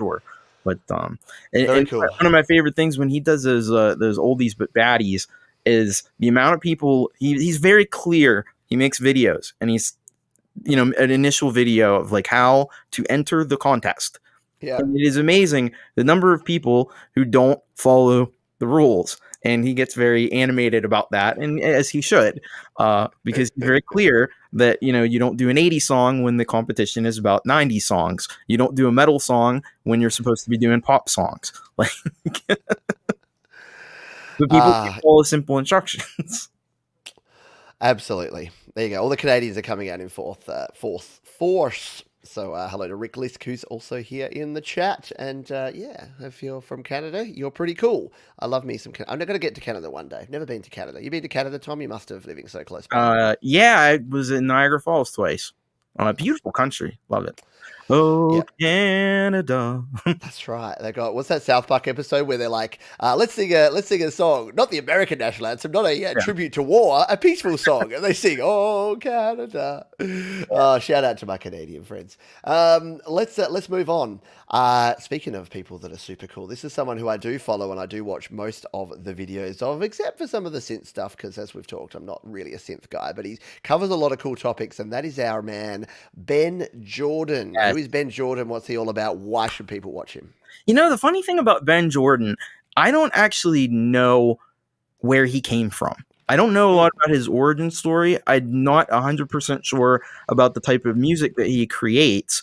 I think it's some kind of like ambient or experimental electronic music. That's the sense that I get, but I don't really know that much. What I do know is that he makes these wonderful videos where he really takes a deep dive into some issue of music. Usually it's issues that aren't talked about a lot or that people are uncomfortable talking about. One of my favorite videos is one that he did recently where he talked about, and you can see it there on the screen, why aren't there more female producers. And this video, I have to say, it really affected me. And I realized just how much these women who are producers go through to be able to get their music out, how much harassment they take from men, and how much disrespect there are shown, and how many barriers there are to them, even if what they do is great, but they still have a lot of challenges that men never have to face to get their music out there. I love that we have so many women in our little community here. It'd be great if we had even more, but man, it just really it really hurt me to see the way that my gender, my sex, is treating these wonderful producers and making things very difficult for them. And I probably wasn't as aware of it. Probably if you'd mentioned that, I probably would say, yeah, there's not a lot of female producers, but I didn't realize just how significant the problem was. And he brought it in stark relief. So I recommend that video that everybody seriously go watch that video, especially men, because you need to know and you actually hear from female producers what they've had to go through. And it's one that it's on my list, and you mentioned it to me a couple of days ago. And today, as I say, like I work weekends here, so today's my Sunday. So this is my Sunday night. So when we're done here, I'll sit down, I'll crack a beer or two, and then I'll watch some YouTube because it's my time to actually watch some stuff. And that's one that I definitely do want to check out because I love Ben Jordan's stuff, and I haven't caught that video yet. And it's so true. And I mentioned it to you and to other folks as well when we were discussing this topic, that a lot of the forums that I hang at, the reason that I know that Jade has the Warts forum, that we all rise together, that I wanted to have this channel and create record release, is that the toxic culture of bias towards gender, as well as a whole bunch of other things based on where you are, race, religion, gender, you name it, people were being biased against it. And I think for female producers, it's extra hard because there's that creepiness factor of some of the comments. You only need to go into any music related forum and it can so quickly escalate from, hey, can I get some advice on this track, to the most inappropriate comments you could possibly think of. And as you mentioned, it's something that we as male producers just simply don't face. And it's only since doing this channel that I've realized this, because for all of the comments I see publicly, I get a whole bunch of emails from producers, and again, female producers around the world, who tell me this stuff. And they say things like, I'm like, why aren't you on the Create, Record, Release Facebook group? And they'll say, I've been there, done that. I don't bother anymore. It's not worth my time. There are too many, mostly male, people on those forums that say inappropriate things. And I can't have a decent conversation about producing music because of all the distractions of all these people being dicks. So, I just want to say that we need more people like Ben standing up and saying, here's the problem. The elephant in the room doesn't have to be big. It doesn't have to be an elephant. This is a problem and we need to address it and we need to do something about it. So I like it. Go check it out. Looks like he's got some fun stuff here to Oculus Quest. Yeah. I do want to check that one out. That looks interesting. Now, I will say that, every once in a while he is not right about things. And those times is, if you'll go back a little further, I think there's a video where he talks about using iOS as a music production in music production, and he really wasn't too keen on the idea. Yeah, maybe he took it down. I don't even see it there. I don't see it either. Maybe got some heat. I do remember seeing that one. And I guess that's the thing. Like when you look at people like Glenn Fricker, when you look at Ben Jordan, when you have a strong opinion, like as we know, as I discuss all the time, I'm an absolute fence sitter from way back. So I'm unlikely to ruffle too many feathers or magpie feathers by my opinions, because I let my music do the talking. And usually when I'm doing this sort of thing, I'm like, hey, let's just get all the opinions in. I'll tell you what I think, but everyone's generally entitled to their own opinion. And I did notice that a lot of these creators, when they do, they almost do their iOS video as almost like a novelty thing. It's like, hey, can I create a good song in iOS? And then they'll make their verdict based on like an hour's experience with one app on one platform. And I think that can be tough as well. So yeah, I do remember that. I'll have to try and dig it up if anyone finds it. His main problem with it was the instability of interfaces working with it. And all the interfaces that he mentioned, like you like the Steinberg UR22C. That was never mentioned. I Yeah. didn't look at that. I have the Zoom U24, which I've used with iPad, which works perfectly. I have Yeah. this new one, the M Audio M Track Duo. I had no issues at all with those. Yeah. But he was looking at those more like high end kind of things, and yeah, maybe they're not all class compliant, or I don't know. But seems like Yeah. everybody here can get it to work for the most part. Well, yeah, and look, I'm not saying that there's not a bit of a learning curve, and yeah, Yeah, if you're used to just plugging anything in and then just installing a driver and having it work, then yeah, absolutely, it might be a bit different. But again, it's just about being different as opposed to being right or wrong. And yeah. you know, I really there's not many things I make definitive statements about, Mhm. but yeah, that's yeah, that's one of them. But yeah, I I mean, like and this. I don't mean to bash on the guy too much because No. almost all his other videos have been spot on. Yeah, absolutely. And look, I've made mistakes. I've said things wrong. I've said things that didn't come to fruition, or I've had opinions in the past that I now no longer have, and that's all part of the learning process too. And it's why I try not to be so black and white about things, to leave a bit of grey area. Because when you're black or you're white, and it turns out you're wrong, it can be hard to come back from that. I want to give Kim on the female producer thing. I Sion want to found give the her. video, by the way, Oh, in Sion found it. the There you chat. go. There you go. It's Love and Frustration iPads for Music Production. There you go. And was a great watch. We'll have to tell that. Yeah, I want Kim to have the last word on this, which is if you're producing with your genitals, you're doing it wrong. Yep. And we're going to let that one sink in there. And Kim said, sorry, might have been borderline inappropriate. No, absolutely not. 100% appropriate. We love it. Let's move on. We've only got 15 minutes left, Tom. Time has flown, and you've still got two more hidden gems to go here, and then we've got one more topic to talk about. So let's jump on over and let's talk about Adam Neely, shall we? Who is Adam Neely? Why should people check him out? Well, Adam Neely is probably one of the most of all the music, the music, not just production, but in music in general, creators online. I think he's one of the most knowledgeable in terms of music theory and the more like technical parts of music. The parts that honestly to me are the weakest parts for me, because I Yeah. never, I struggle with theory, and it's kind of like with Bubba in the chat sometimes. He's putting in all this that's in this mode, Phrygian mode or Lydian mode or something, and it's in this minor key or whatever, and that stuff I struggle with. So I need to watch Adam because he talks about it a lot, but he's also talked about some really cool things like how the music theory in the West is in a lot of ways kind of inherently racist, which I never really thought of before. But it's all about old white guys from Europe, and there's all kinds of musical systems around the world that are completely dismissed in our music theory system and in our universities and conservatories. So yeah, he's a great creator for that kind of content. Also, he just, as you can see there, he produced an entire album in 24 hours, and he just did it again. He does that on Twitch. So since we're kind of promoting Yeah. Twitch, there's a little cross promotion there. But Yeah. but yeah, that was I tuned into a little bit of this most recent one, and that's really impressive. He's got several collaborators that he brings in and sends things across to people, and they send things back, and somehow in 24 hours, and he's very particular, because I tuned in for almost an hour. He was just replaying this one section of one song to the point that I was almost ready to shut it off because it was Mm. really irritating to hear this. And he's just changing minute little things because he wasn't happy with it. And I'm like, it sounds fine. Yeah.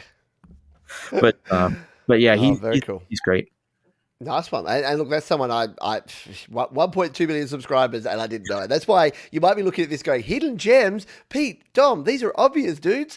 But it's surprising with so many creators sharing so much stuff these days. It can be hard to work out there's so many people with 1 million subscribers that I've never heard of and that you've never heard of. So Well, yeah, that was sometimes my reaction when I brought him up to you, and you were like, "Oh, I've never heard of him." I'm like, yeah. One that may be a hidden gem, and I know this one is close to your heart, Yeah, Tom, yeah, given your musical background, is Ixie Music, who has blown up in the last couple of weeks in particular. Why don't you tell us yeah, who Ixie Music? Speaking of female, great to see again female producers yeah. here, and talking about Nine Inch Nails by the looks of it. Looking at all those logos, Yeah. what is Ixie all about? Well, she just goes and puts so it's kind of related to Adam Neely in a little bit of a strange way. She goes into almost as much detail from the musical theory standpoint, talking about these Nine Inch Nails songs.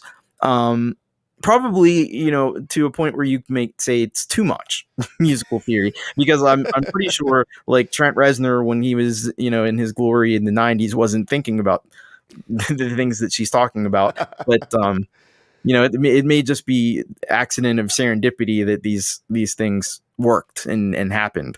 But I've never seen anybody go into as much detail in about Nine Inch Nails. She actually there's a site, and it's something like nindestruct.com. She puts it in the description of the videos, where she's able to get a lot of the multi-tracks.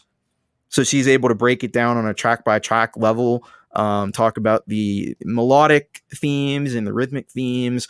And so what happened was, she posted a video about Mr. Self Destruct on March 8th, which was the anniversary of the release of the Downward Spiral in 1994. And it probably happened that so many people were searching for that album at the time that video just ended up shooting out to a lot of people's timelines. It ended up in my timeline. And of course, I see something Nine Inch Nails, and I watch YouTube, as you can tell by all these YouTube channels, a lot. I clicked on it, and I was just blown away. I'm like, wow, this is really cool. And I didn't really think there would be a huge interest in it, because Nine Inch Nails these days is a little bit niche. But next thing I know, she's in my YouTube feed, and she just hit 1,000 subscribers. I'm like, okay, that's interesting. And then just a couple weeks later, she hit 10,000, and I'm like, holy crap! You went from 1,000 to 10,000 subscribers in the course of about 2 weeks. That's crazy. So she's really blowing up right now. So I recommend everybody, especially if you like Nine Inch Nails, or you're even remotely interested in Nine Inch Nails, go watch her videos, because they're fantastic. She's going through right now releasing the Downward Spiral. I think it's like one video a week, but I'm not totally sure. And like when we were talking about lighting, she's the one that I watched a little bit of her latest live stream, and she's just using natural lighting in her bedroom, so she has to record videos at a certain time of the day. So there you go. That is a viable option. You can get 10,000. That's how you use the sun. Spot on. Oh, very cool. Yeah, and it doesn't look like she's got a huge setup there. Just No. Again, point a camera at yourself, and this is why this is super inspirational, because this is why documenting over creating is such a good way to go, and can be so useful for so many people, because it's clear that she had a passion for something. She didn't get into YouTube to talk cryptocurrency or cannabis or whatever the popular thing of the day is. She's like, hey, I dig Nine Inch Nails in a big bad way, and I love music theory. I'm going to just make videos about that, puts them out there. Guess what? There's a whole bunch of people. Turns out there's a heap of people that really dig that as well. She's found her tribe and her niche instantly. It doesn't always work that way. Some of us have to grind it out for a few years first, but she's crushed it. And I was showing this to Tom beforehand, because I use an app called TubeBuddy here, because on YouTube it helps you track stats and it helps you think. So in her lifetime, she's had 209,000 views over only 30 videos. So she's only put 30 videos out in total. In the last 30 days, she's had 181,000 views across her 7 videos. So lifetime 209, last 30 days, 181. And if you look at that, there's the views that she's gaining there. And if you look at the subscribers on this one, I get about 50 to 100 subscribers per day. She's getting 800 to 900 subscribers every day, and growing on a daily basis. And we've probably just thrown another 30 people her way now, because I think you can learn a lot, even if you're not into Nine Inch Nails. I'm going to go watch this to learn how do you do that? How do you engage that much to get so many people so passionate about what you're doing so quickly? So there's things to be learned, whether you're a creator that's looking at the video side, the audio side, the lighting, the setup, whatever it is. Hopefully there's something in those hidden gems for you there. Yes, Nine Inch Nails for the win there. Yeah, as Dan said, yeah, she's at a Rick Beato level breakdown of Rick Beato has done one or two Nine Inch Nails songs, but Yeah. she's doing the whole thing, and she talks about how the how he uses melody and chord structure, or at least she thinks that she uses, because I'm not 100% convinced he's actually thinking about all this stuff when he wrote it. How his melody and chord structure actually creates certain emotional responses, Yeah. and ties in with the lyrics and everything. So you can Totally. definitely use it in your productions. Yeah, absolutely. And I must admit, I'm the same with Rick Beato. I'll watch a Rick Beato video and he'll be talking about Pearl Jam or Soundgarden or Nine Inch Nails. I'm like, Rick, you probably think that they deliberately used that diminished chord in that spot, but they probably were just super stoned and just played Yeah. it. Went, hey man, when I bring my finger and take it down a fret, it sounds even cooler. And that's how they write the song. But hey, maybe I'm not giving enough. There you go. So Kim's already over there and subscribed. Love this kind of stuff. Yep. So do check all those. All those that we put in there will be down in the description. I've just saved them in there, so I'm doing the hard work for you so that you don't have to. Let's jump in. We've got 5 minutes to talk about our final topic here, Thomas. It's been an absolute blast here. If you've had fun, make sure you go check out Thomas's page, hit the thumbs up, do all the good YouTube things to help us out. Subscribe. Like, comment, and subscribe. But let's finish with this one, because we've saved the most controversial topic to the very end. Oh, Are yeah. albums still relevant? Like, in a singles culture that we have today, the streaming culture, the Spotify culture, the TikTok culture, albums, are they relevant? What say you, Tom? Well, I'm going to say the correct answer is no. And my answer is I don't care, because there were so many great concept albums and things that I grew up in. Downward Spiral is a big one. But a lot of Nine Inch Nails, like The Fragile is another one. But you could go back to like Pink Floyd. We were talking about Pink Floyd, The Wall earlier. You can go back to The Dark Side of the Moon. And just a number of, a lot of prog rock bands were big, high concept albums. And I like that idea. I personally happen to think all albums should have some sort of concept. I'm not as big of a fan of just a collection of songs, but I think that's something that's a little bit different. But in today's culture, it makes no sense because people are not consuming things that way. I do think there's a lot of merit to the way that you do things, Pete, in releasing like one song at a time, making it, kind of a big thing about each song, and then eventually you have a whole album. But I will say that I do like to kind of keep maybe, a couple, 3, 4 songs under the belt.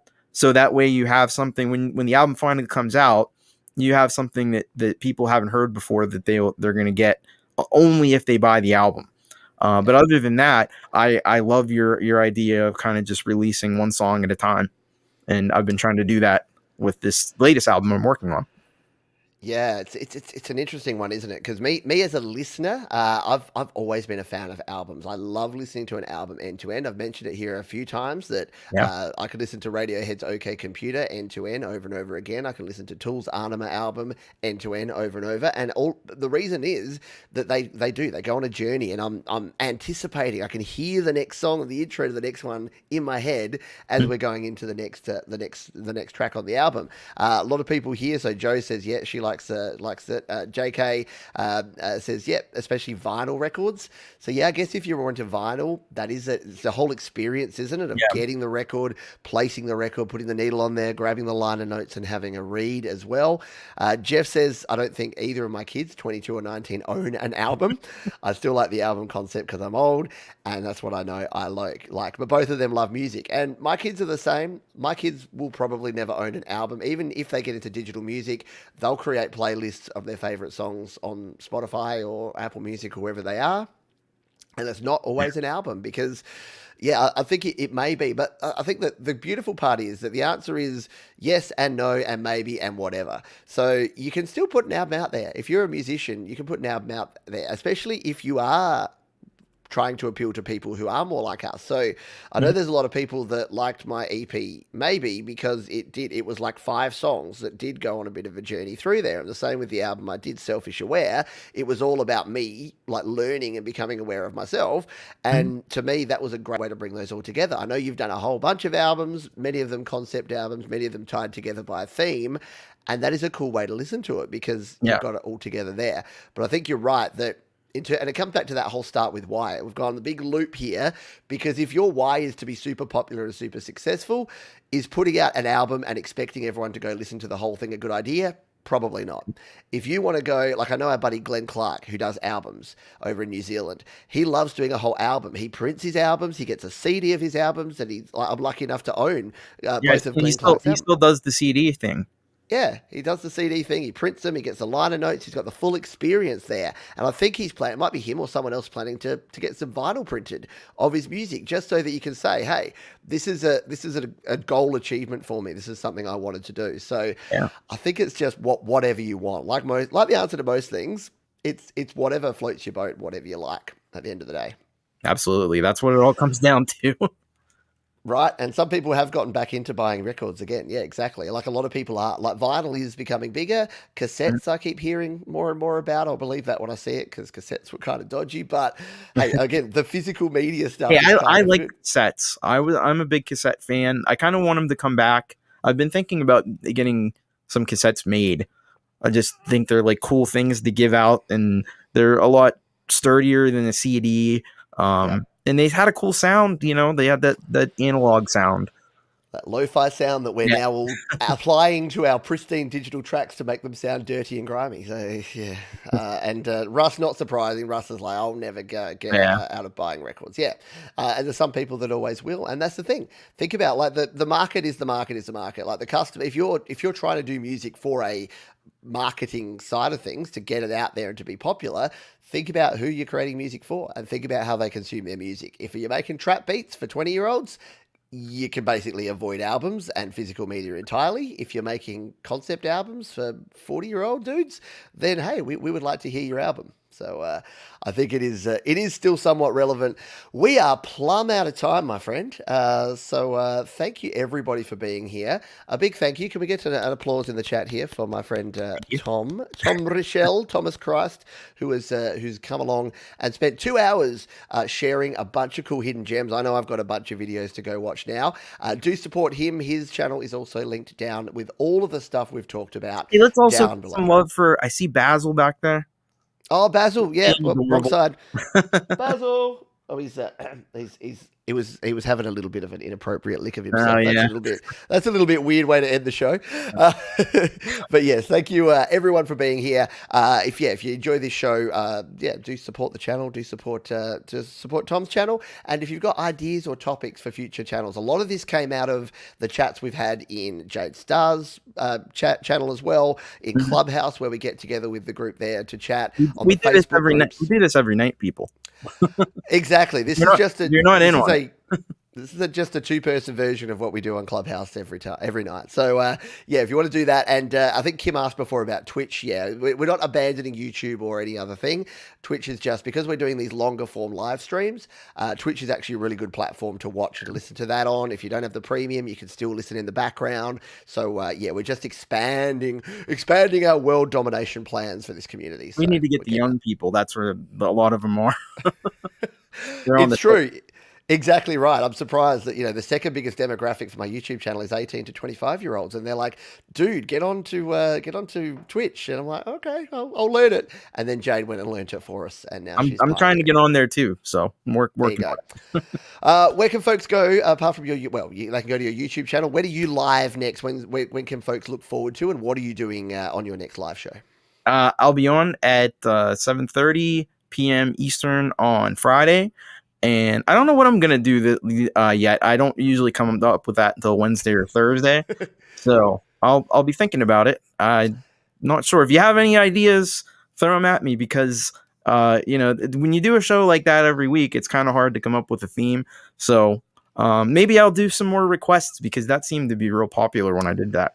I Um, was going to say, in honor of Ixie Music and all Nine Inch Nails show, just putting it oh, out there. There you I go. only do like 2 Nine Inch Nails songs, so that might be. That'll be a rough week. You'll have to learn 8 more in Yeah. the next 4 days. All right, we're going to finish up there. But thank you everyone for being here. Thank you to Tom. Thank you to all the moderators and the admins here that make everything go round. If you want to catch up on a whole bunch of more stuff, you can head over to studiolivetoday.com. That's got all the links of all the places you can follow me. And once again, thank you to Tom. Check his channel out down in the description. Until next time, please be nice to yourselves, be nice to each other, and keep creating, folks. Rock on.